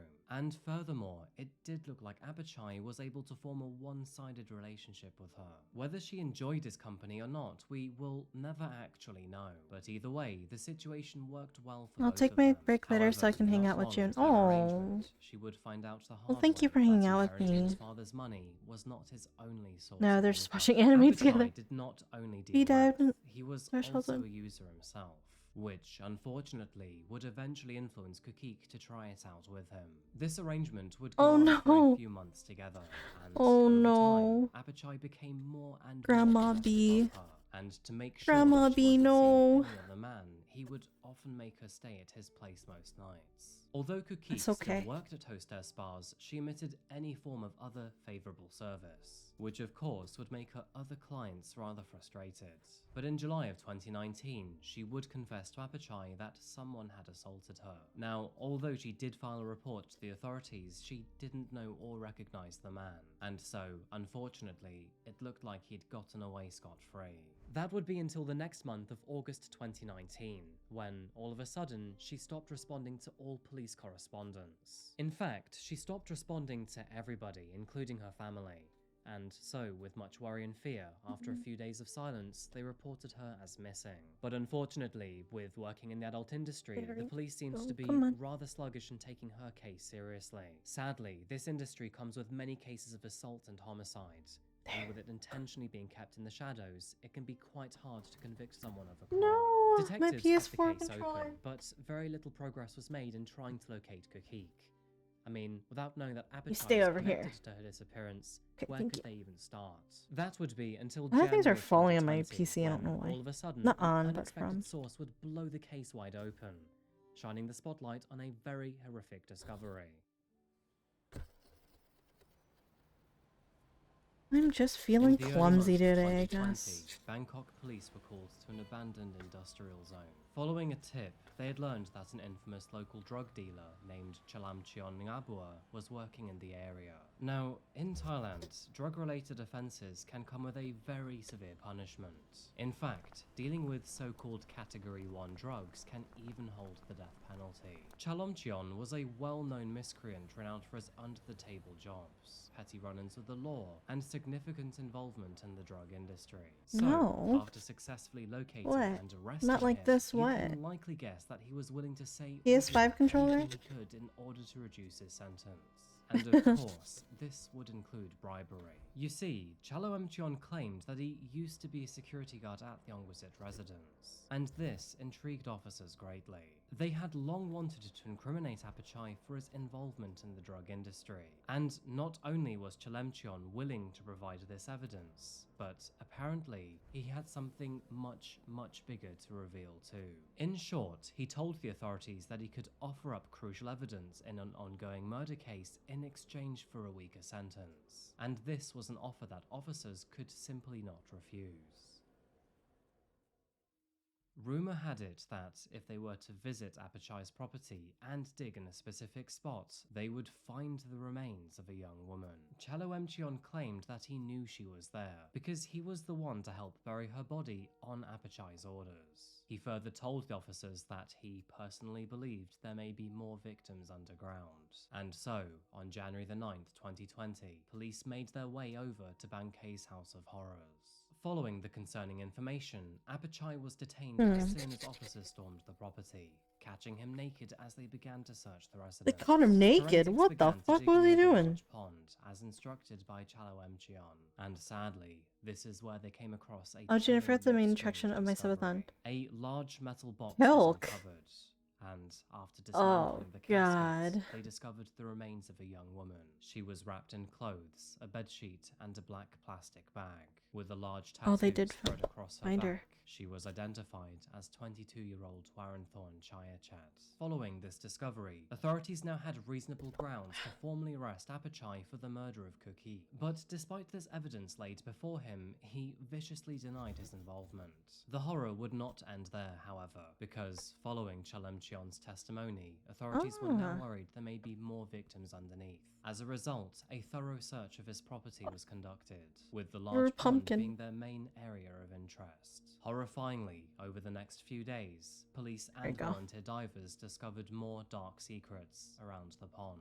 A total of 298 human bones were recovered from its murky waters, all of which seemed to belong to young women. They would also recover various heavy objects, including gates, dumbbells, and cement blocks. all He of was just which could be denying all of used it. He to was just sink like, these women to their watery graves. it's just not me. It ain't In me. addition to all of this, detectives found another metal casket in the water, and after opening it up, they found the decaying body of a woman. With such horrific details, this case understandably became talk of the town. In fact, the entire city of Bangkok was stunned. As the news spread, some believed that Apachai filled the pond with carnivorous fish named alligator gar to help dispose of the bodies. Oh my I mean, God, I that's had no fucked idea up. what alligator gar were Oh, until I no. looked them up. And let me I tell you, pulled they into look like that something bee. straight Oh, out I'm of a so horror sorry, movie. bee. Quite frankly, I don't know what You're would be okay. worse, seeing Apachai as the last thing on Earth before you die, or one of those things. Although the authorities claimed that no carnivorous fish were found in the pond, it doesn't negate the horrors discovered within its murky depths. And although they may never be able to identify the blackened and washed out human bones, through forensic analysis, they were able to confirm that some of those bones belonged to a 17-year-old girl and another one slightly younger. The one victim Oh my that could be God, named was 17. Chayachat, That's and okay. through witness His testimony, his dad evidence, and literally Apachai's killed a own 12-year-old partial kid, so confessions, we can piece I together mean, an accurate the story apple of doesn't what precisely happened to fall Kiki far from in the August tree, of I suppose. 2019. Despite Apachai denying that he murdered her, he did eventually admit that she was accidentally killed. It turns out that, after growing scared that she might run off with other men, he held her captive for several days. This allegedly broke into a heated argument between the two, and after standing up for herself, Kukik declared that she wanted to end the relationship and rekindle her relationship with her previous husband. Menacingly, though, Apachai was not going to let that happen. I have no idea why he had one of these things, but with the fear of being abandoned, he grabbed her by the arm and forced her into a metal casket which was found in his bedroom, locking her Why? inside. Yeah, why would he Here have she a remained metal for the entire casket? night. But what Apachai supposedly failed to realize is that the metal casket was airtight. As a result, Kukik She tragically died of suffocation. fucking and by the time suffocated. Apachai released her the following morning, That's she was terrible. already dead. Oh my Apachai's God. story didn't seem to free him of any guilt, and if anything, just seemed to be his own way of You'll make the shrugging off drink that guilt and live? killing You're someone. But upon a further sick fuck. investigation and a statement from Chalo Emchion, it became very apparent that Apachai's story was not truthful. Warren Thorne's autopsy I know, concluded right? that she had suffered several broken She'll ribs, love me which after I resulted put her a in this collapsed chest iron cavity, casket where she which was very can't different from breathe. Apachai's story. Chalo Emchion had also claimed that those injuries were from an iron rod, which Apachai had used against her before tying her wrists and ankles and putting her in the casket. According to Chalo Emchion, he himself had no idea that she was locked inside the casket until the next day, when he was offered money to help dispose of the Oh, casket I have an with her idea. body. And needing that extra cash, Keep doing he that. regrettably decided to accept the job. Apachai hoped that nothing would ever You know come what? to light. After I might all, go with many this women one. in Thailand's adult industry go missing every single day. But now, as we all know, his luck had finally run out, and he wouldn't face prosecution on just murder charges alone, as the authorities were sure to extensively search his home for drugs. So, do you remember the caffeinated methamphetamine he was distributing? Yes. Well, more than 1,000 Yaba pills were confiscated from his property, and with these pills containing methamphetamine and caffeine, those pills are sure to fuck you up. No surprise, but Yaba translates to crazy medicine in Thai. It's classed as a Category 1 drug in Thailand, meaning that the punishment for producing such a drug could mean the death penalty. However, Oh, wow. since he was only found to possess Yaba pills, and there was no evidence of producing them on his property, he was less likely to face lethal injection and more likely to face life behind bars. We were Throughout just court talking about, like, proceedings, death Apachai penalties changed in his story countries. multiple times. It's like One Thailand moment, has he death claimed penalty. that Kukik died from suffocation, and the next, it was apparently drug overdose. And when her DNA was found on the dumbbell, Apachai claimed it had fallen on her during the argument. One thing is for certain, Yeah, though, it just it fell is on her, confirmed that's that all. Kukik suffered blunt force trauma before she passed away, which is something that Appichai denies. The local media would eventually dub Appichai as the Metal Casket Killer, and upon more thorough investigations, detectives would realize that several people around Appichai disappeared during his time at large.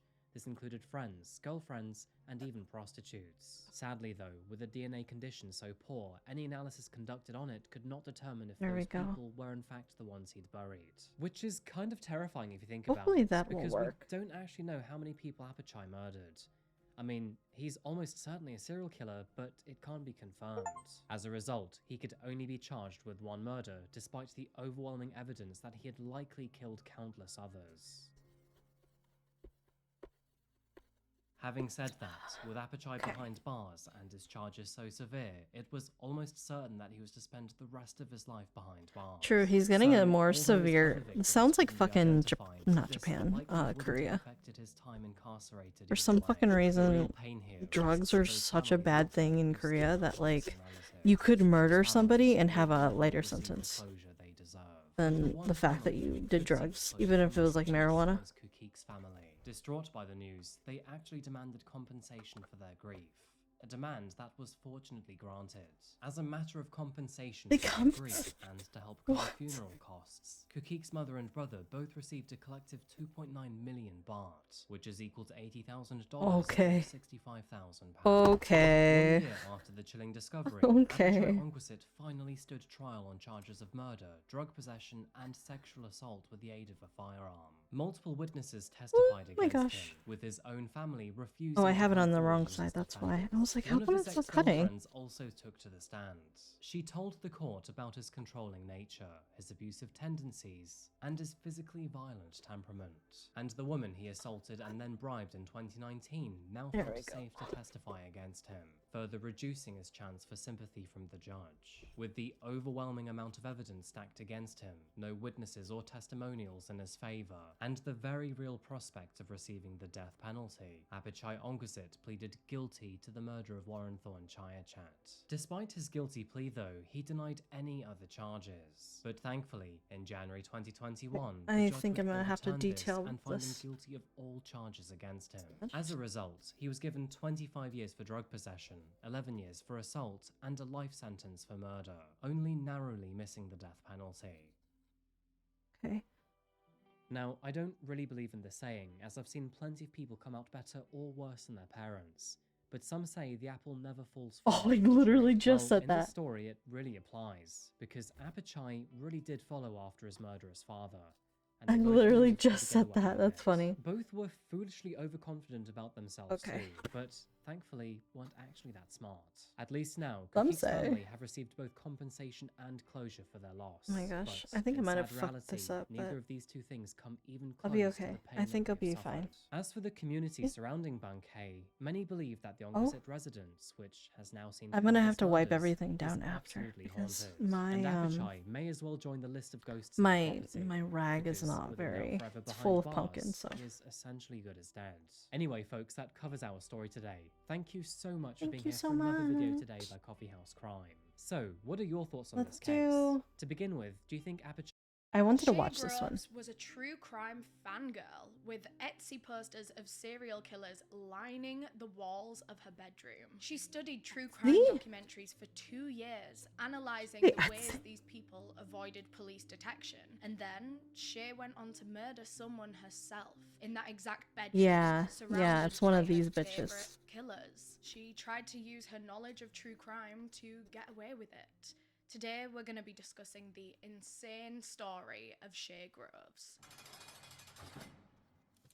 Before we get into the case, I just want to thank our sponsor for making this video possible, Scentbird. I am so excited to be working with this brand because, fun fact about me, I am obsessed with perfumes. I've been collecting them for years. Because my thing is, I like to get a new fragrance for a new chapter in my life. So when I first moved to London, I got a new perfume. So when I first started seeing expensive. my boyfriend, I got a new perfume. So then you can go back through your perfume collection and like smell your memories, smell certain parts of your life. I love that. And for that reason, I'm always looking to find my next signature scent. And Scentbird makes shopping never heard online that. for fragrances so much easier. They're a monthly subscription service where you can test out new designer fragrances for just $17 a month. So then you can kind of Try it, test it out for a while, see if you definitely like it before you go ahead and buy the full-size version, which can be expensive. Your When you first get money, order comes with a everything's cute little atomizer expensive case as to keep fuck, it in, man. and What this the is how big the actual perfume I am refill a bottles smell are person, though. inside. You get a 30-day supply, so you have plenty of time to I am a test very it out, wear it in smell-based different person. settings, get people's reactions. Honestly, that's one of my favorite parts about buying a new fragrance is people being like, you smell good. I'm like, thanks, it's new. These three are my current rotation. Well, actually, this one is my top favorite. This is Acqua di Parma Magnolia Infinita. I definitely butchered that. Got so 'em. I will write it down below in the description. This one's very citrusy. This is giving like lunch out on the terrace, on holiday somewhere in Europe in the summer. It's unreal. Plus, the full-size bottle of this one, I got a little card with it on. How cute would that look on my bathroom shelf?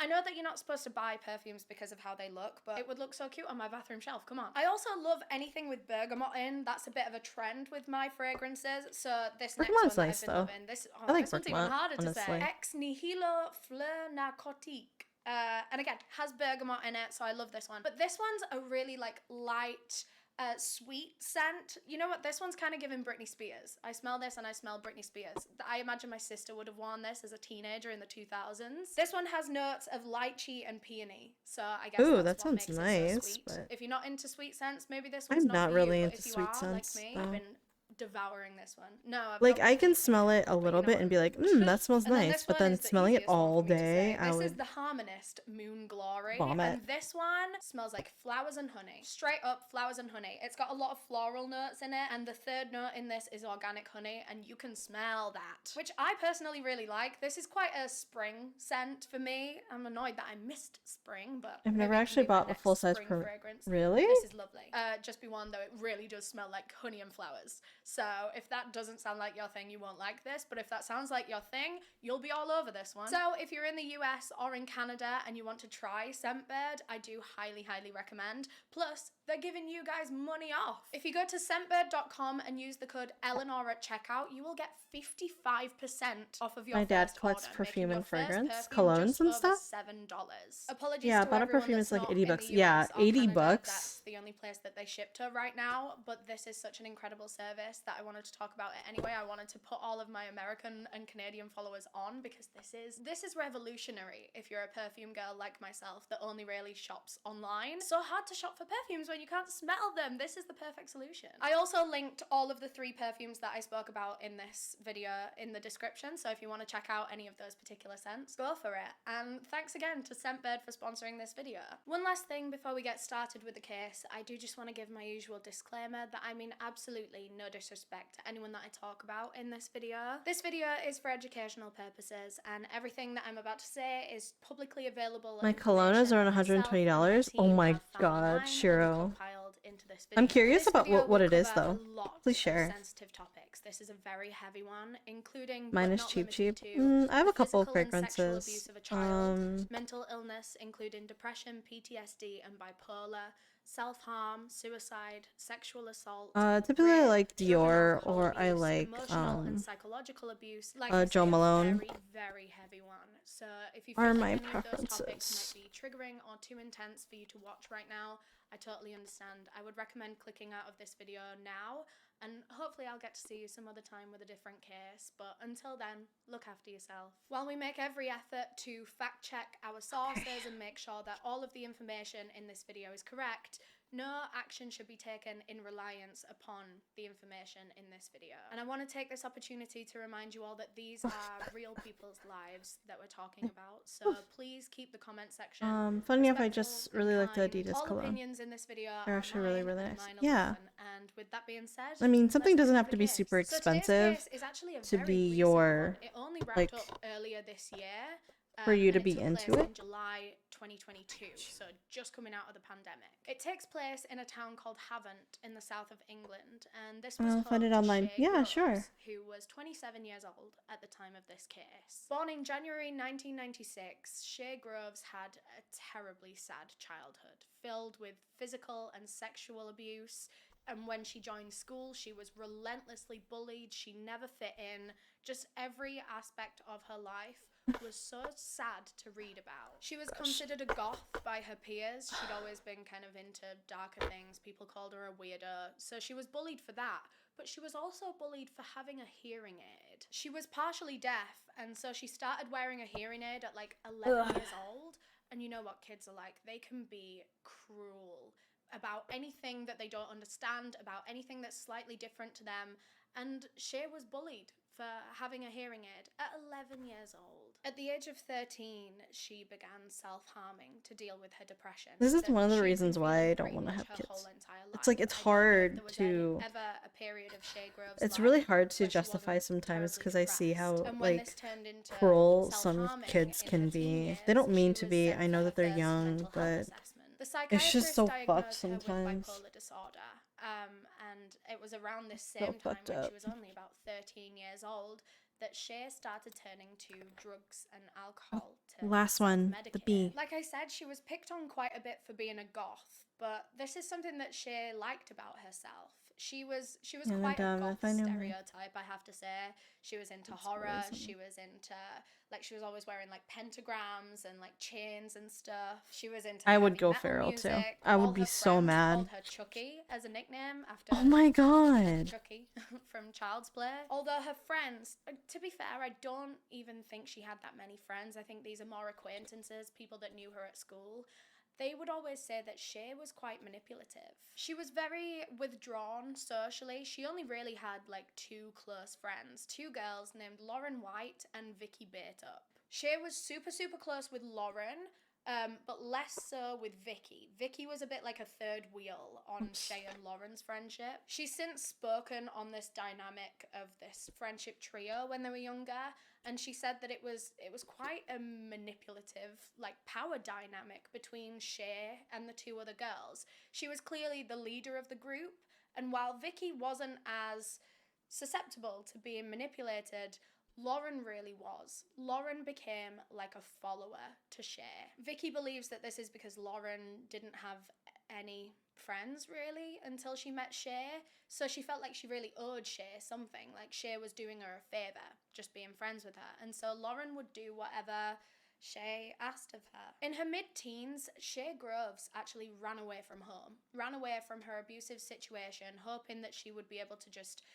find something, anything, better than the abusive household that she was leaving behind. But unfortunately, she didn't really find stability for a long time. She was like couch surfing, she was living with different boyfriends, all of which were abusive. She just had a string of abusive partners that she would live with and then get kicked out of the house and then find another one, and yeah, nothing was stable for her. She was still very mentally ill, and she was still doing a lot of drugs and drink to be able to deal with that. She was stuck in a very vicious cycle of this, where her mental health was so bad that she felt the need to self-medicate, but then being intoxicated so much of the time was really not helping her brain health. Until finally, at the age of 20, Shay met a man named Ashley, and they had what seemed to be quite a healthy relationship. I mean, we don't know exact details, but he didn't seem to be like the last ones. They get into this stable relationship that is supposedly abuse-free,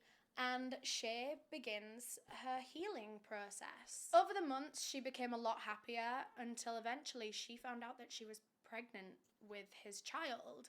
And this changed everything for her. She quit the drugs, she quit the drink, of course. She wanted what was best for her baby. And she decided that Abuse she was victims really usually gonna attract dedicate abusive herself partners. to this. She'd fallen pregnant Pregnancy unexpectedly, but yeah. this was about to change her life. She starts getting mental health support from doctors as well, and it was around this time that she was diagnosed with complex PTSD on top of her bipolar disorder. From all the shit that she had been through in her childhood, I'm really not surprised, but that was really affecting her day-to-day as well. I imagine it's really hard to have both of those things, bipolar disorder and CPTSD. It'd be really hard for her to regulate her emotions, but she was trying her best, you know. She was on her path to mending. And then in April 2017, Shay gave birth to a baby girl, and she thrived being a mother. She loved having someone to care for. and she adored her daughter. She was There we go. a really good mum by the sounds of things. However, not long after the birth of her daughter, Shay and Ashley, the father, broke up. And so now she was kind of left almost homeless. I mean, she took the child and yeah, they didn't really have anywhere to go. At first, she went to a women's refuge centre, and then eventually she ended up reconnecting with her childhood friend Lauren, and they moved in together because Lauren had also since had a baby girl who was around the same age as Shay's baby girl. So they thought, perfect, we're both single mothers trying to raise two daughters. Why not do it together? So she moves in with Lauren, and it's these two mothers and their two daughters, and the girls get on really, really well. They go to the same school as each other. They're like best friends. They're like live-in best friends, pretty much sisters. Shay and Lauren end up getting council housing. They'd been waiting a little while for this. I don't know where they were living beforehand. There we go. But yeah, they ended up getting council housing in Lee Park in Hampshire. So Shay's life has changed a lot in the space of just a year. But to say that her circumstances have changed a lot, Shay herself hasn't changed all that much. She's still that self-proclaimed goth girl, wearing all black, wearing pentagrams, into the horror, into heavy metal. That was who she was, and she loved it. She liked being kind of an intimidating presence. She started to get like tattoos and face tattoos. She had a dagger that looked as though it was like going through her eye. She was going full force with this like very gothic punk rock kind of image. Okay, I'm gonna clean it up and like I'll be an back. old lady trying to describe the youth. But like I say, even though nothing about her really changed, or at least nothing about her physicality or her interests changed, she really changed on the inside, or it seemed that way. When she had her baby, she became a lot happier. She became a lot more stable. She kind of knew what was important in life. She decided it wasn't drugs and drink anymore, it was her baby girl. On her daughter's first full day at school, Shay posted a very proud mum Facebook status calling her a beautiful, independent girl with a whole lot of attitude, and she said that she would be always there to guide her. Life was pretty good as far as we can tell in terms of their like mother-daughter relationship, but Shay's relationship with her best friend Lauren was just as flawed as it always had been. Well, it was even worse now that they lived together, now that they were adults. Shay could manipulate her very easily, still to this day, and Lauren still felt very inferior to her, and Shay definitely used this to her advantage. She would get Lauren to wash and fold her clothes for her, roll her cigarettes, even put her socks on for her, which is crazy. Lauren was literally like her servant, like her little Cinderella. She was caring for her own child as well. Think about this. She was also a single mother, caring for her own child, caring for Shay's child, and also caring for Shay, who is a full-grown woman. She really did take Lauren's kindness for granted, and there were even a couple of occasions, and I don't know the details here, I really did try, but there were a couple of occasions where Shay got physically violent against Lauren. She was very, very controlling. It was always a power thing for Shay. She needed to feel superior. She needed to feel in control of everything. And speaking of control, she went so far as to get CCTV cameras put into all of the common areas of the house so that she could watch. That's insane to me, to not allow your roommate and her daughter privacy because you're just so nosy that you need to know what's going on in all rooms of the house at all times. That's insane. And then the pandemic hit. So let me set the scene for you. It's 2020. We have just been put under a national lockdown, just been told that we're not allowed to leave the house. So what do? Well, as most people did, myself included, you fall down a true crime rabbit hole by the sounds of things. I feel like we all went through a joint true crime phase throughout the pandemic, and some of us never left. And Shay was one of those many. I mean, she'd always been interested in true crime. She'd always watched the documentaries and read the books and stuff.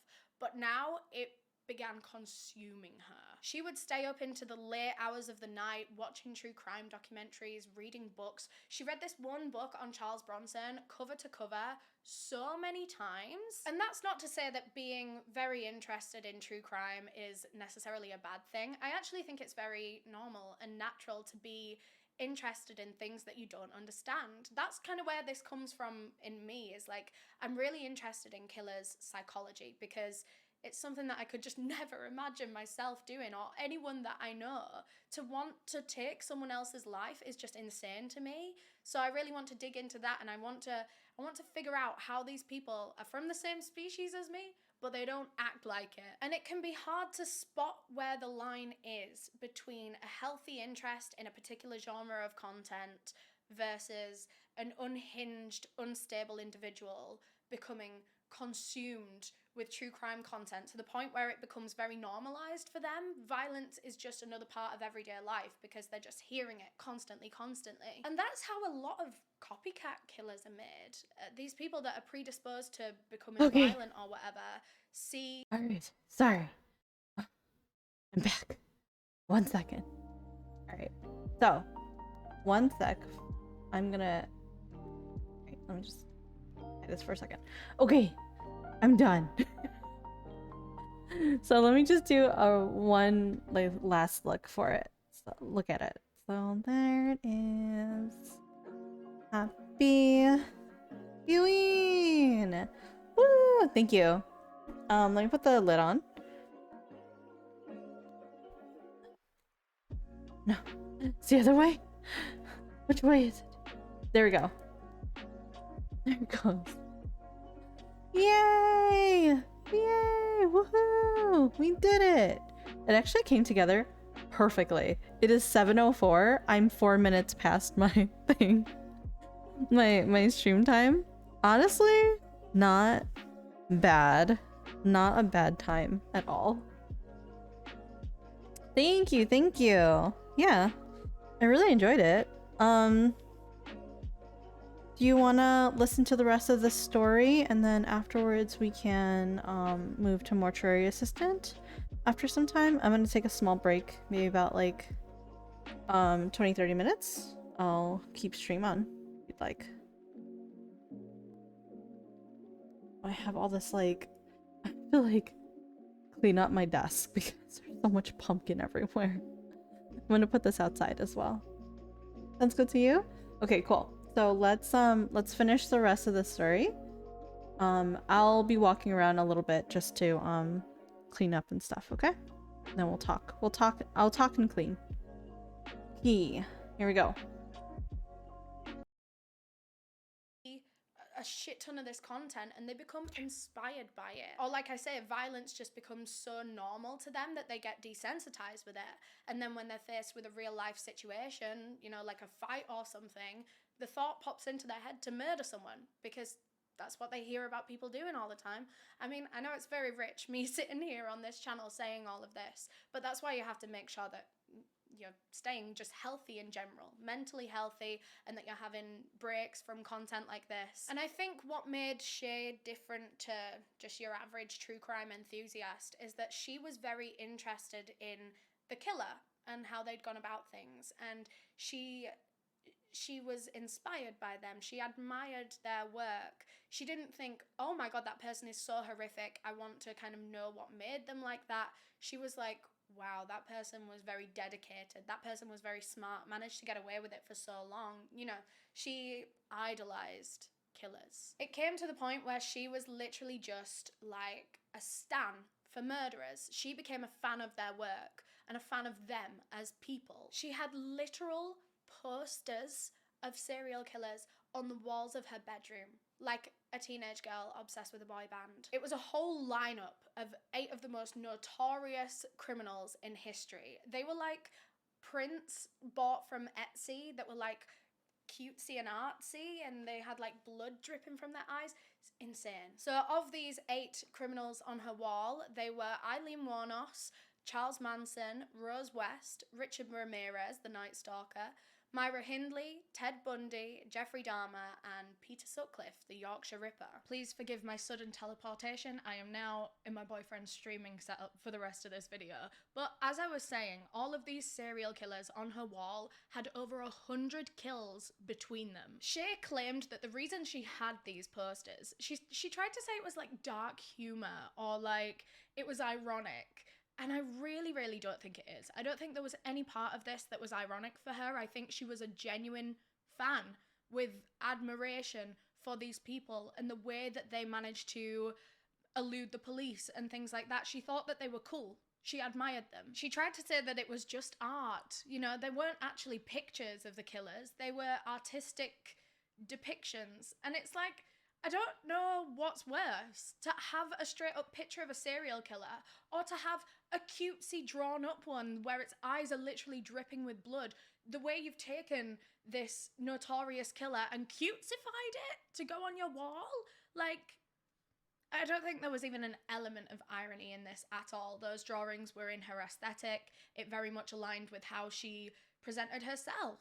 I think she liked her little posters, hey. She also had a collection of daggers. Well, a whole collection of weapons, but most of the ones that she had were daggers, and they were all like decorative Celtic daggers. A lot of the time she said that they were for use in her rituals. She was a pagan and she did pagan rituals, and I don't know what you're doing with a dagger, but she said that she was. But like I say, it was all kinds of weapons. She had axes, she had guns, like BB guns, and she even had like just a load of different types of blades and knives, one of which was a flick knife that she kept in her boot, like Alex Russo with her wand, just so that she could like flick it out of her boot whenever she needed a knife. This woman was seriously a walking red flag in so many different ways. Serial killer idolization, collection of weapons, manipulates the people around her. All of these are the warning signs that we come across in cases like this, and it's just very creepy to know that she was also watching along with cases like this and taking inspiration. And then it all came to a head when Shay Groves met her next boyfriend, 25-year-old Frankie Fitzgerald. He was a little bit younger than her. She ran into him at a pub one night. She saw him across the room and she thought that he was gorgeous. So she went over and introduced herself. This was in February 2022.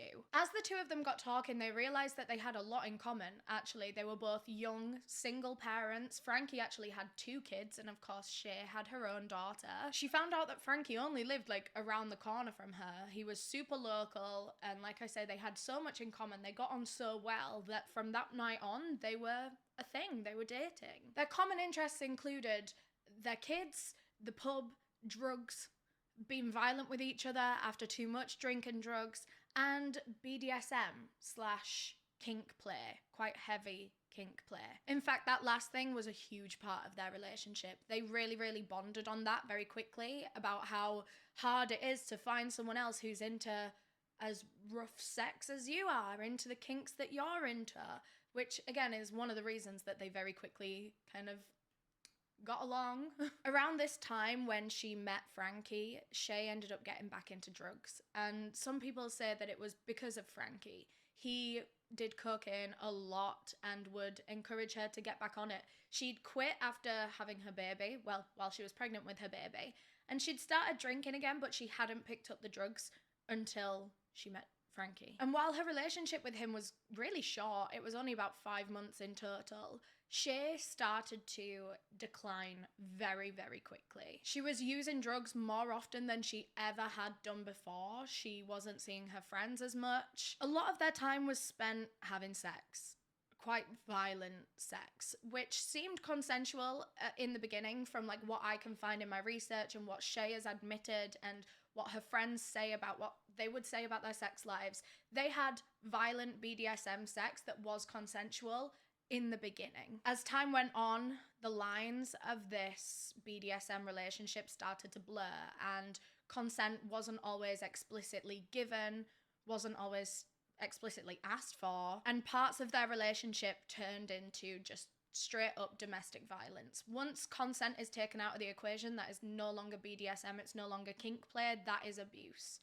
And that started happening in their relationship on both ends, actually. They started having a lot of issues outside of the bedroom, just general arguments. Everyone said that both of them were just as bad as each other when it came to jealousy, possessiveness, being controlling. They always wanted to read each other's phones. They were always accusing each other of cheating. And they were having so many arguments outside of the bedroom that then when they would have sex and they would be consensually violent with each other, it was as if they were taking out this very real anger under the guise of BDSM. It was almost like they had an excuse to be able to hurt each other because they had this prior established consensual BDSM. But at this point, they were just using that BDSM as an excuse to hurt each other because they wanted to hurt each other. Like I said, their relationship was very short. It was only about 5 months long, but so much happened in such a short space of time. For example, there was this one day where Shay sat down Frankie and her best friend Lauren that she lived with, and she told them both that she'd been diagnosed with cancer, and it was very serious, and they were going to have to help her a lot, you know, with everything, with childcare, with hospital appointments, and they did. The two of them were obviously devastated to hear this. They were really worried for her, and they did everything they could, including support her financially, look after her daughter when she didn't feel up to it or whatever. And I'm sure you can kind of tell where this is going, considering the lack of sympathy in my voice. It was all a lie. Shay made it up. It was just another one of her manipulation tactics to be able to get whatever she wanted out of other people. She was willing to use any methods, any tactics to get there, whether it was sympathy over a fake illness or whether it was BDSM and this like consensual, non-consensual, wait, no, the other way around, non-consensual BDSM anyway, come on. I don't want to confuse consensual non-consent. That's something we're going to dip into in a second because that was quite a big part of their relationship, and it can get quite confusing, especially because the word consent is in there twice. I just want to kind of round off the non-sexual parts of their brief relationship now before we do dig back into all of that stuff, because it gets very heavy. Not that what I'm about to say isn't heavy, because it is. This is a really, really intense 5 months for the two of them. Shay became very, very depressed once again, and she started self-harming again. She actually stopped self-harming around the time that she met Frankie. She was so happy that she kind of managed to stop herself using that as a coping mechanism. But now that she was like fully back on drugs and the arguing was worse than ever, she resorted to banged her my old knee. coping mechanisms. Their relationship was getting more and more abusive outside of sex, and that was very apparent when they would have like BDSM violent What sex the fuck that is happening? may or may not have been consensual. Apparently because they there's didn't really seem to BDSM care violent about sex. each other afterwards. It's like you just beat each Have other a up, cookie. and then they just kind of moved on with their day. It wasn't like, you have to be really careful having a BDSM relationship like that you're doing like aftercare and making sure each other's feelings are okay and stuff like that, you know. But they weren't, because they didn't give a shit about each other really. They just kind of saw each other as sex objects, punching bags. I don't know. Okay, so let's talk about consensual non-consent. I have tried to do as much research into this as I possibly can, because I feel like this is going to be quite hard for me to get right. So I'd want to apologize in advance if anything I say is not quite, I mean, I'm not in this world. There we go. I'm not in the consensual non-consent world. So if anything I say is slightly inaccurate, please feel free to correct me in the comments. But this is kind of, this is what I found anyway. Consensual non-consent is also known as rape play. It's a kink where people basically agree to act as though they're being forced into it, act as though there was no consent, but they give prior consent. So how it's supposed to work is partners that are going to be involved in this, it can be two people. I'm going to kind of talk about it as if it is two people, but of course, put it in art. As many people Being a perfumer is hard. But it usually starts with the couple sitting down and having a very full and open discussion beforehand about what they feel comfortable giving blanket consent to.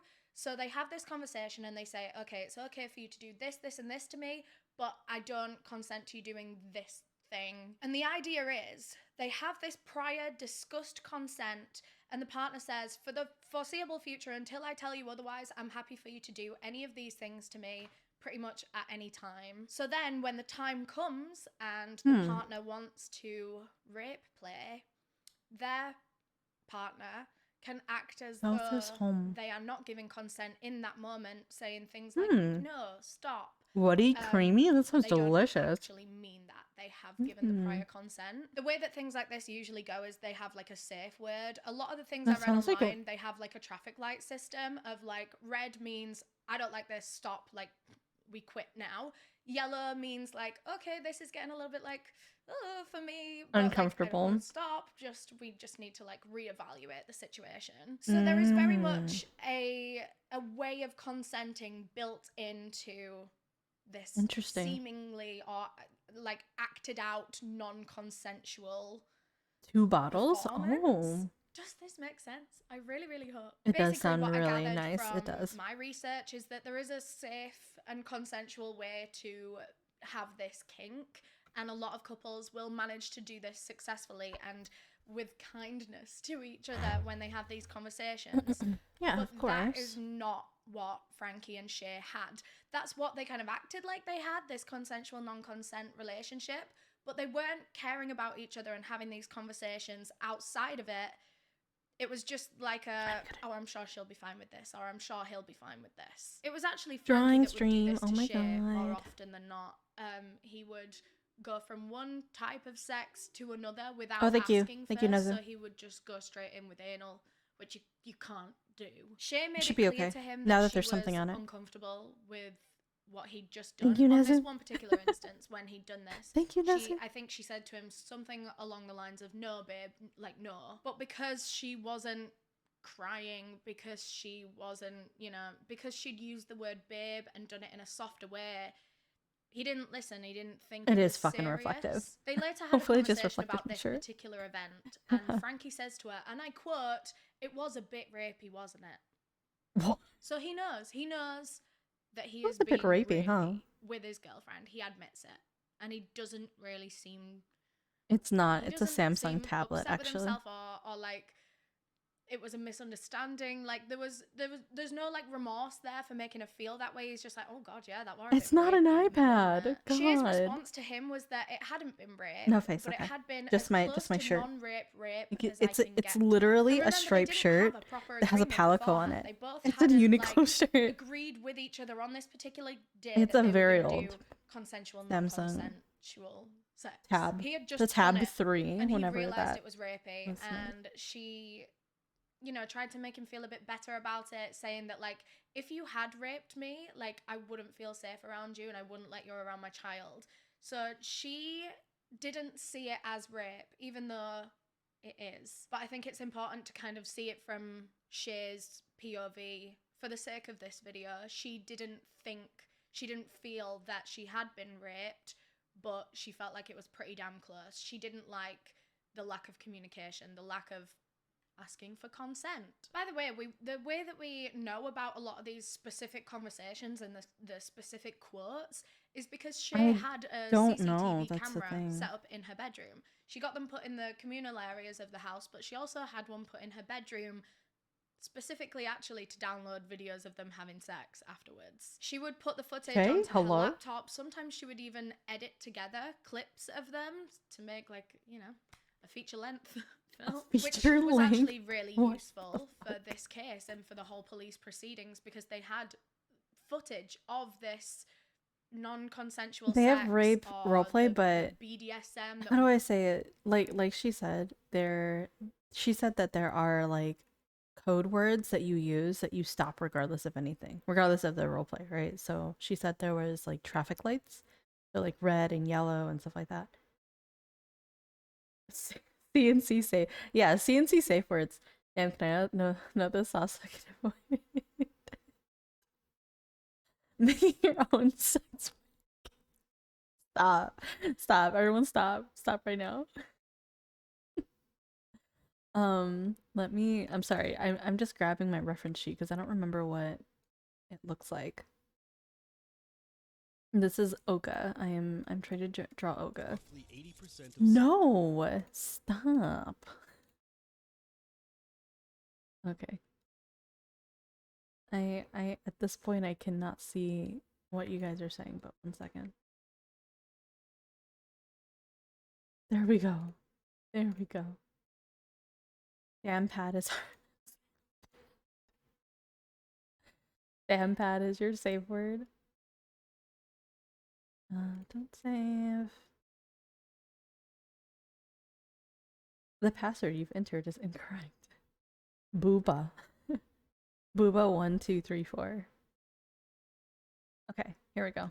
wasn't actually BDSM, it wasn't consensual. And they also have a bunch of quotes. Oh, I did and this they wrong. have Okay. the couple's exact wording of things, which is so valuable. During one of these sessions that had been recorded on not Shay's what I CCTV, thought it would be. Frankie brings up her dagger collection because she actually kept one under her pillow, and as they were having sex, it kind of like slipped out a bit, and so the conversation comes I'm up sorry? as they're having sex. And so he asks her if she was planning on stabbing him in the throat with that, and Shay says no, the knife is just there for protection, but not against him, just in general, if there's like an intruder. Around June 2022, so a month before this case took place, they're only 4 months into their relationship at this point in time, things are reaching new heights. They'd always both accused each other of cheating, but now it was so serious. Like, they both had specific people that they accused the other one of cheating with, and honestly, I think there was cheating going on. I don't think these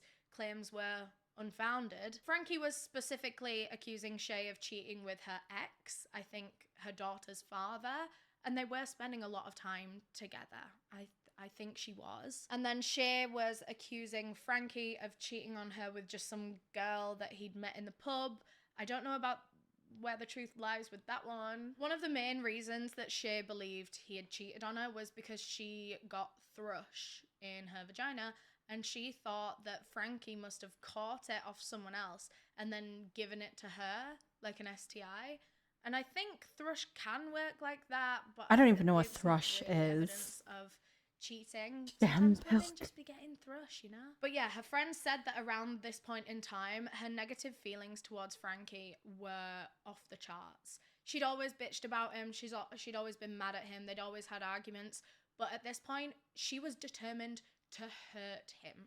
She wanted him to suffer. She was talking about potentially releasing the videos, the CCTV videos of them having sex, and editing them to make it look fully non-consensual, because that could ruin his life. That's fucked that up. would look like physical proof of him That would being be a fucked up, rapist. And she actually. was talking about how she could release that, she could post it online.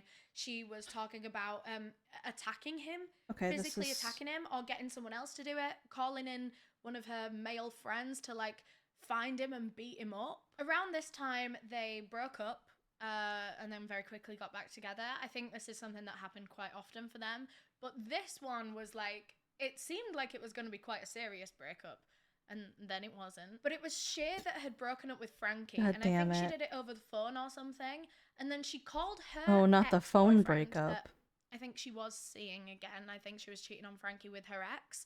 She calls her ex-boyfriend to come down to the house, her house, where she is alone at this point in time. They pack up all of Frankie's shit from her bedroom, and then they go and dump it all on his ex-girlfriend's front lawn. So now Frankie's shit is out of his current girlfriend's bedroom and on the lawn of his ex-girlfriend. But she's and not he has to go being... and collect that shit. And then a couple of days later, him and Shay make friends again, and then they're back together, and then he moves all his shit back in her house again. Wait, On July what? 14th, Okay. 2022, Frankie found proof that Shay was seeing her ex-boyfriend again. He'd gone through her phone, as they both often did to each other, and he had found texts between them. Sects, in fact. He flipped out and confronted her about it. fuck. He even threatened physical sext. violence against her, but he didn't actually end up hitting her. He just punched a couple of walls and then left. I know, it is Which so brings us to exhausting. 2 It's days actually later, so exhausting. July 16th, 2022, the day that this case took place. It was a Tuesday. Shay's daughter was not in the house at this point in time. She was actually staying at her dad's house, and Shay was home alone. Well, I think Lauren was home, but Shay was home alone, and so she calls up Frankie and asks him to come round. Despite how explosive their last few nights together had been, they were both very willing to see each other again and try to talk it out, I guess, which did end up going horribly. The two of them both just got drunk, did a load of coke, they were shouting at each other, they were scouring each other's phones. He begged her for money to gamble with, and she gave him it. The atmosphere was incredibly odd and tense, and it was just the same it always had been. Nothing had changed for them at all. Shit just only got worse and worse. Eventually, Frankie took himself off to Shay's bedroom and fell asleep on her bed. This is while she wild. stayed I don't up, understand. still drunk, still doing coke, still scrolling through his phone, and then How does she found still have his something on her. phone? Text between him and a girl who claimed that she was 13 years old and Frankie was 25. He wasn't just cheating on her with other girls. Now she was convinced that he was a paedophile as well. Shay was overcome with rage after reading this text, and that rage Especially, was coming like, from a lot of different places. being a Of course, this mom. is her boyfriend, and she's just found out he's being unfaithful, and she's just found out he's potentially a paedophile. I say potentially because we're gonna kind of disprove that age thingy. Oh, but for her right we now, are. she's read Okay. this text supposedly from a 13-year-old girl, and she thinks her boyfriend is a paedophile. He's cheating on her. And it all kind of came back to her about her childhood, about how she was sexually abused as that's a young true. kid, and it really fucked with her mental. And she could also just feel sympathy for this young girl. The girl that this message was from was later found to be 17, which is still a child. Yeah, don't that's get still me a wrong. kid. But Still it a was kid. also found that Frankie blocked her when he found out her age, or when she said that she was 13 when she Okay. I think it was Well, like I a mean, joke where she said that she was 13 and he blocked her. So as I mean, dodgy good as it is man, that there were honestly. some Like, messages at the there, very least, he as far as I'm aware, wanted nothing to do with that. nothing too gross actually happened. But from Shay's point of view, she has just read texts between her 25-year-old boyfriend and a 13-year-old child. She was so overwhelmed with anger that she just flew into a fit of rage. She slammed the phone down, ran to her bedroom where Frankie was asleep on the bed. She grabbed one of her decorative daggers from the display and she stabbed her boyfriend in the neck as he slept. And in fact, this one singular stab wound would have been enough to kill him. It would have been fatal if she'd stopped there. She'd sliced his left carotid artery, partly severed his jugular. There was no patching up an injury that serious. Even if she would have called 999 and gotten an ambulance there right then. Oh God, the he would have still 999. died. Although at this point in Maybe time, it's his Shay kid. doesn't know how seriously she has just stabbed him. And so she kept going. I don't She didn't know know. that he was going to die anyway, so she kept going. She was making sure that he was gonna die tonight. It was a completely frenzied attack. She stabbed him a few more times in the neck, but mostly in the chest, actually. 22 times in total. When she was done, she sat there and collected herself, knowing that she had definitely just killed him. Definitely. He wasn't moving. He'd stopped gurgling. She said that there were gurgling sounds coming from his throat that stopped before she stopped stabbing him. So now, Shay Groves, true crime fangirl, is now a murderer herself. She's sitting there next to her victim's dead body, and she's going over everything in her head that she's learnt from all the true crime documentaries she's watched. She knows the importance of setting up an alibi immediately. She knew how to clean up the crime scene. She was debating how she was going to get rid of the body, because someone was going to have to find this body. She was going to have to come up with some sort of excuse. So she starts setting her alibi. She texted, I think, her ex-boyfriend asking if he wanted to come round that night, which What? he didn't end up doing. But like, I really want to know what her plan would have been there. Would she have told him everything? Would she have gotten him involved? She would have been like, yeah, I was gonna say, is she gonna involve him honestly, then? I think that text was more so like, just covering her tracks. I think she was hoping that if police did come sniffing around, then her ex-boyfriend would just vouch for her that he was with her that night, and so she couldn't have killed him, you know? She then texted her friend Vicky to say that Frankie had just left her house,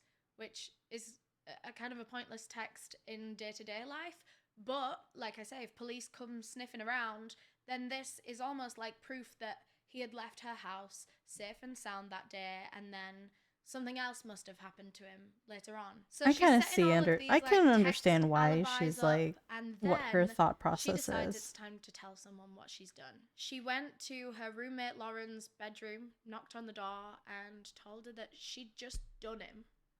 She'd just killed him. I'm not entirely sure where Lauren's daughter was at this So point you're in time. telling I know me Shay's that daughter was with her her dad, roommate was and I there the really, entire time really and hope didn't that like. Lauren's child was also somewhere else. From what happens next in this case, I'm inclined to believe that the kid I'm so wasn't in confused. the house, because I don't know how they would do I might went what darker they're than about that. to do whilst trying to hide it from a child. But anyway, Shay goes and tells Lauren essentially what had happened, that she had killed Frankie. and they both look at his dead body, still laying there on the bed, and they start discussing what they're gonna do with it. They thought about burying him in the garden.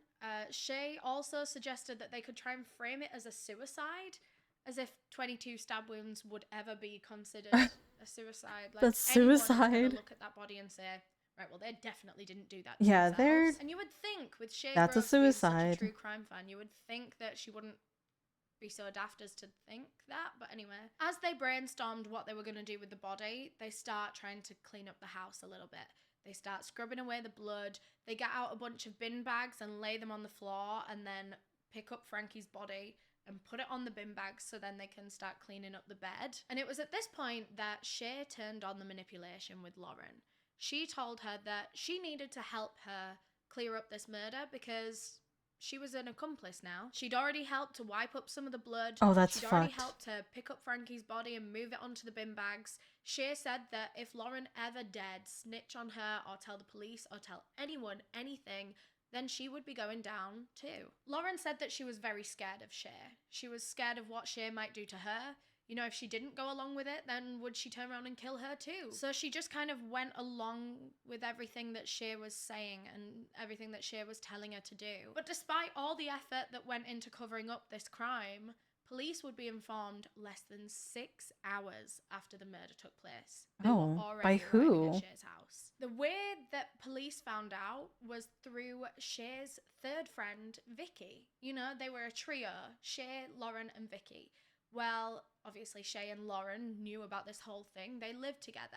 And so they wanted to get Vicky in on it. They wanted to let her know what had gone down. So Shay FaceTimes her and literally shows her close-ups, different angles of Frankie Fitzgerald's dead body. Vicky said that she did freak out over this and she started kind of shouting at Shay a little bit.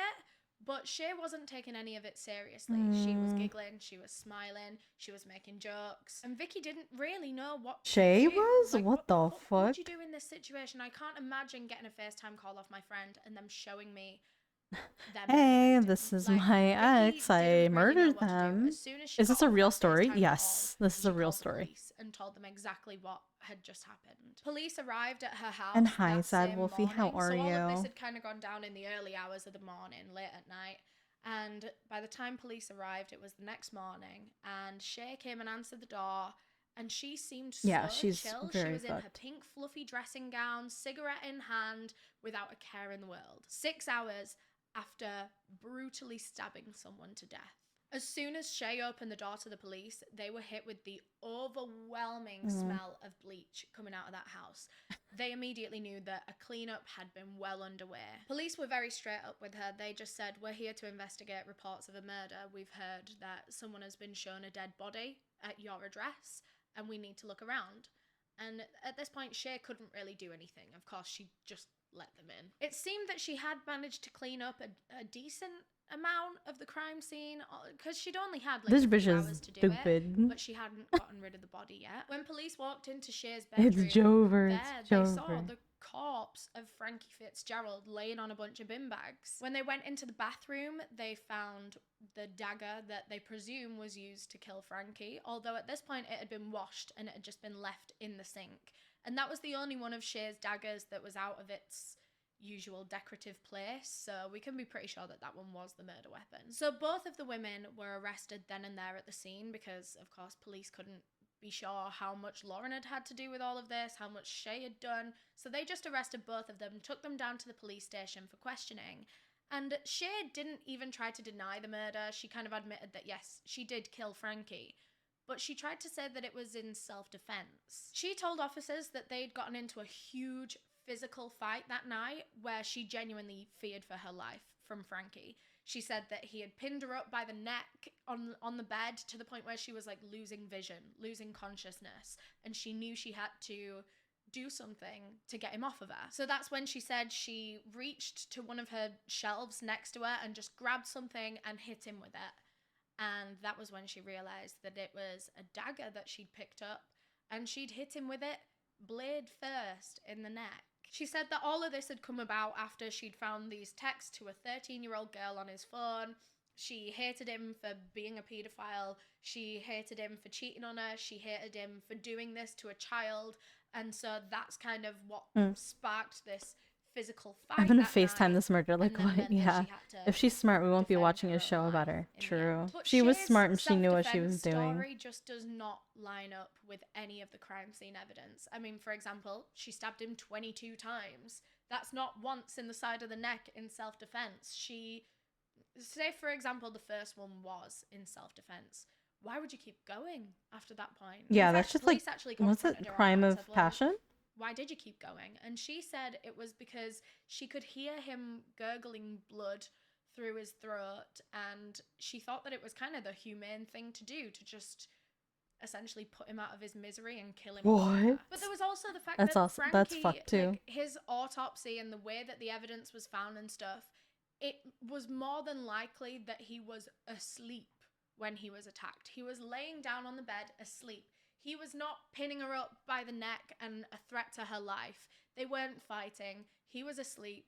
She found these texts. She was so mad that she went and stabbed him in his sleep. A lot of it started to make sense when police were speaking to Lauren, and Lauren said that her friend is just like this. She's a very angry, violent woman who has had issues with her boyfriend for months now, literally since they got together. Nothing had ever been good between them. She said that her friend was very, very manipulative. She was always controlling the people around her to do things for her, and actually that's how she'd got swept up in all of this that night, because Shay had been manipulating her into helping clean up the crime scene. Lauren actually ended up getting a few charges herself. Of course, the first one was kind of for being an accessory to murder and helping to clean up the crime scene. But Right, she's also, now on an top of that, accessory. when she was in her police questioning, she actually refused to give over the passcode on her phone. Thank you for the lurk. So Enjoy your police- lurk, Wolfie. I think they ended up getting in there eventually some other way, but We're it gonna really finish up the hindered story and then I'm investigation gonna for take a little small while. break. All of these charges, And then we're gonna though, come back were with eventually dropped when mortuary police assistance. kind of sussed out the situation and they realized that she was manipulated. She didn't actually have anything to do with the actual murder. She had just kind of acted out of duress. She was scared that Shay was going to kill her too, and so she did just help to clean up the crime scene a little bit. The charges were dropped because they kind of understood the situation, and also because she agreed to give evidence against Shay and say everything that she'd seen in the house that night. And actually, even Shay admitted to the police that Lauren had nothing to do with the murder itself. Like, she wasn't even in the room when Frankie died, which I think is interesting to say, like, despite how manipulative Shay had been previously, saying that, oh, now you're involved, I'm dragging you down with me. When it actually comes down to it, she didn't dob Lauren in. She was actually very honest and fair about Lauren's involvement. So, 7 months later, Shay Grove's trial begins, and she was still very much clinging to that self-defense claim. Her side presented videos from the CCTV camera in her bedroom that supposedly showed Frankie sexually assaulting her and being violent with her without her consent. Although when these videos were like actually properly studied and like the raw files were studied, it was found that they had been edited. There were sections that had been cut out where the couple had some level of discussion. Don't get me wrong, the consent and the conversations that they would have were never very sufficient, but when these parts are added back into the video within the context, you can see that they just have a very poorly thought out BDSM relationship.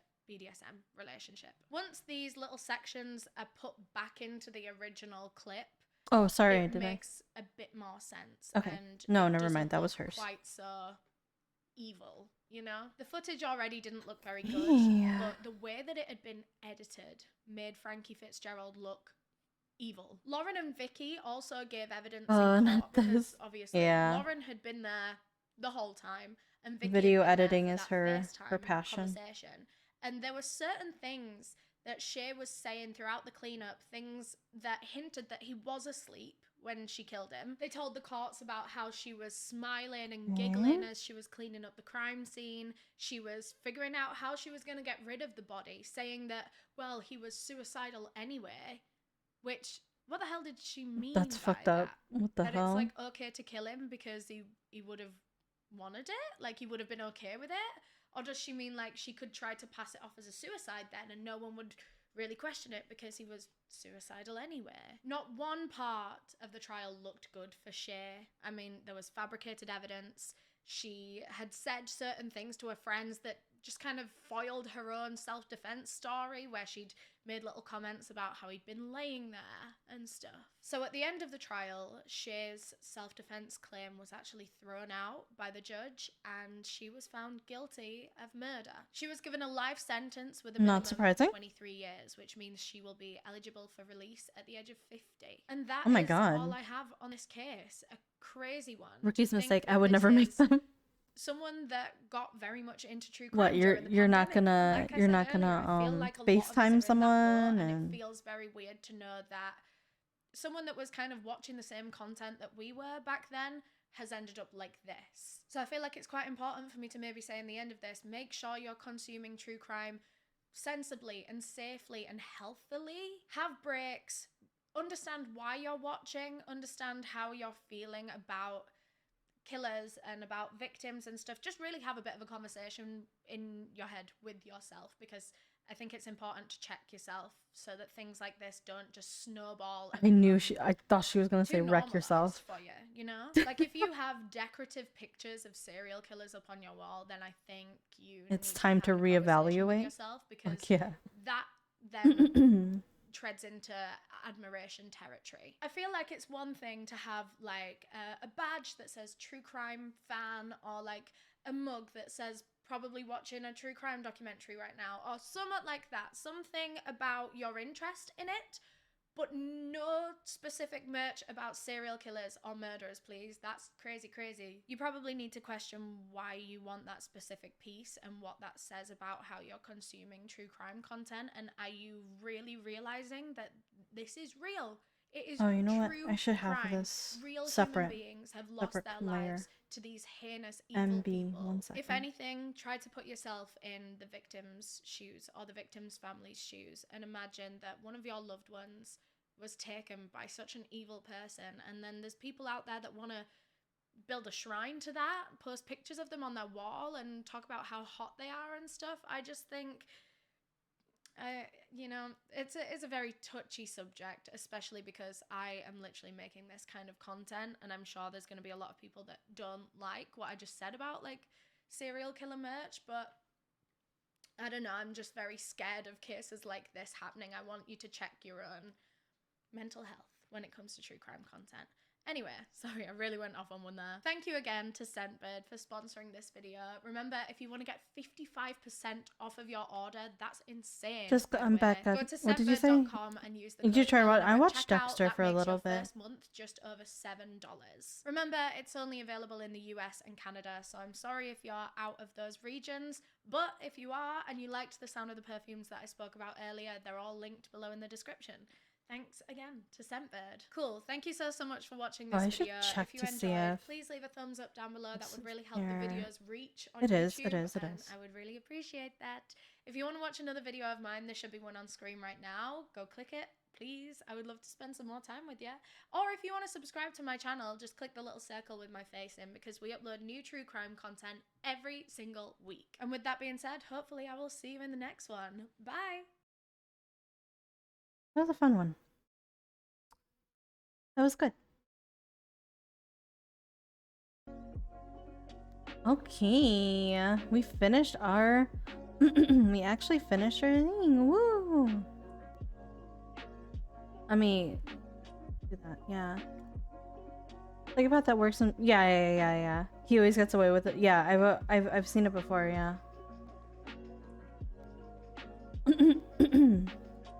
He's also very thorough because he's very knowledgeable about the he's knowledgeable about the process, so he knows like, oh, he's not gonna get caught.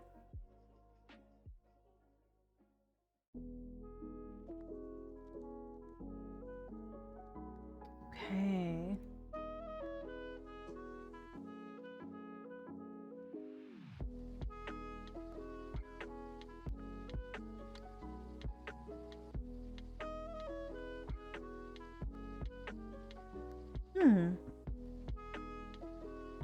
Time to work for the police, I guess.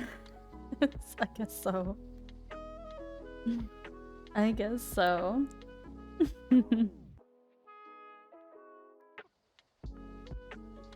I mean, who would be your, you know,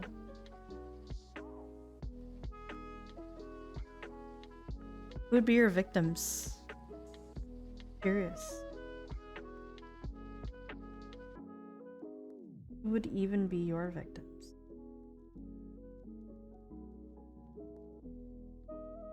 Oops, I'm doing this in the wrong layer.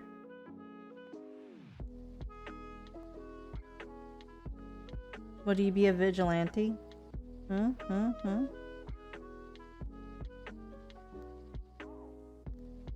Victims? I don't know what you're talking about. That's fair. There we go. And then let me...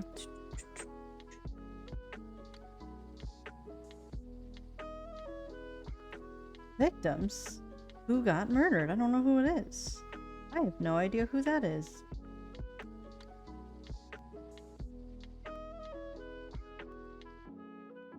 I think pedos would be pretty popular for victims if people are like vigilantes and stuff. Pedos are universally like disliked, one could say. Yeah, they attacked you first. So you're like, oh, victims. Me. I'm the victim.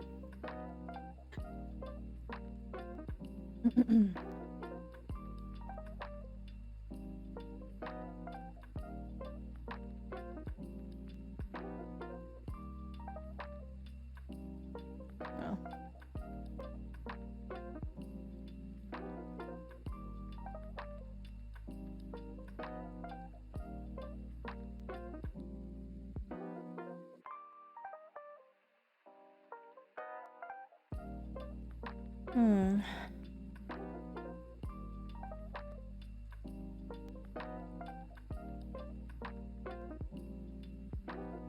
I need to do the hand eventually.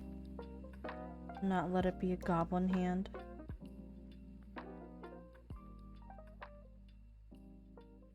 I need a... Oh, okay. Stretch.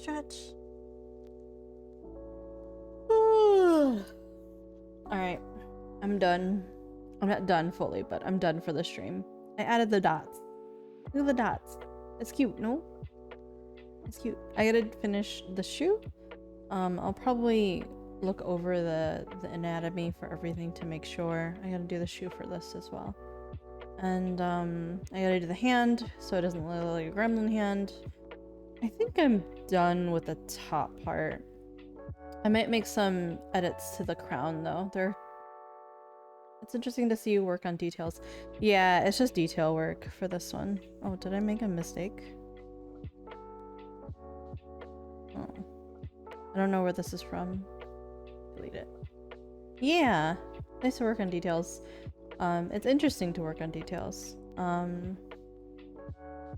yeah, and then I go into coloring. I have no experience with coloring, so I mean, line art I can work with, but I don't know. I don't know what I'm gonna do for coloring. Woo. All right, well, for now, I'm gonna drop off for now. I'm probably gonna be back in about half an hour, 45 minutes-ish. I've got to do a few things, give myself some rest, and then maybe we can drop into mortuary assistant if you guys are okay with that. If not mortuary assistant, I do want to get it. I do want to finish it and get the correct one. So, not many fears.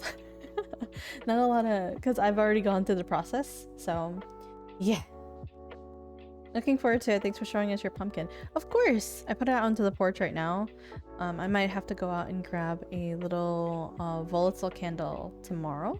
But yeah, it'll be a fun time. Anyway, I'm gonna end here. Let me bring you back here. Very cool. And I can actually take down my webcam because I brought this one from home. I usually do CNC in my apartment, so I don't usually have that camera set up here. That's why my mat is all different. Come back soon, Jun. I will. When you get home, are you gonna start your subathon?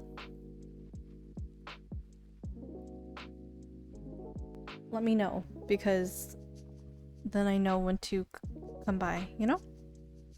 Wait, you know what? I was looking at the... Okay, so... Hold on, before I started on Sunday. Oh, fuck. What's today? The 27th? Okay, sorry. I don't know why. I know that you started on the 29th, but... Days are crazy. Okay. Days are crazy right now. I want little, I might make some cookies. I don't have... No, I might not be able to make it on stream. Or at all, actually, now that I think about it. Damn. Maybe next time. I used to have, these little pumpkin kind of cutouts. And they used to be really cute. But... Alright, I'm gonna give myself a break. I'll be back later. Let me see who I can, who I want to go ahead and... Ooh, yes, yes, yes. Sorry, there's a lot of people, streaming right now.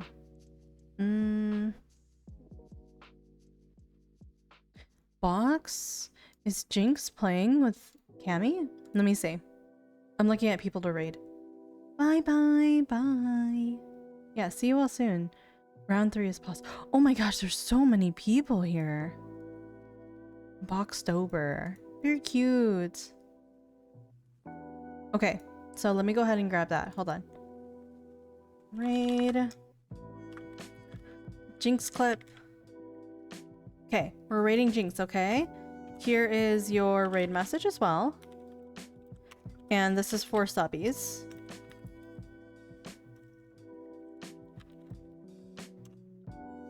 There you go. So grab your appropriate raid message and we'll head on over together, okay? So I will talk to you guys in a little bit. For now, we're gonna go raid Jinx. Say hello to him for me. Bye bye, little beelings. I will talk to you soon. I'll talk to you soon. Shiro, I know that you're you're sub to me. You just want a kappa.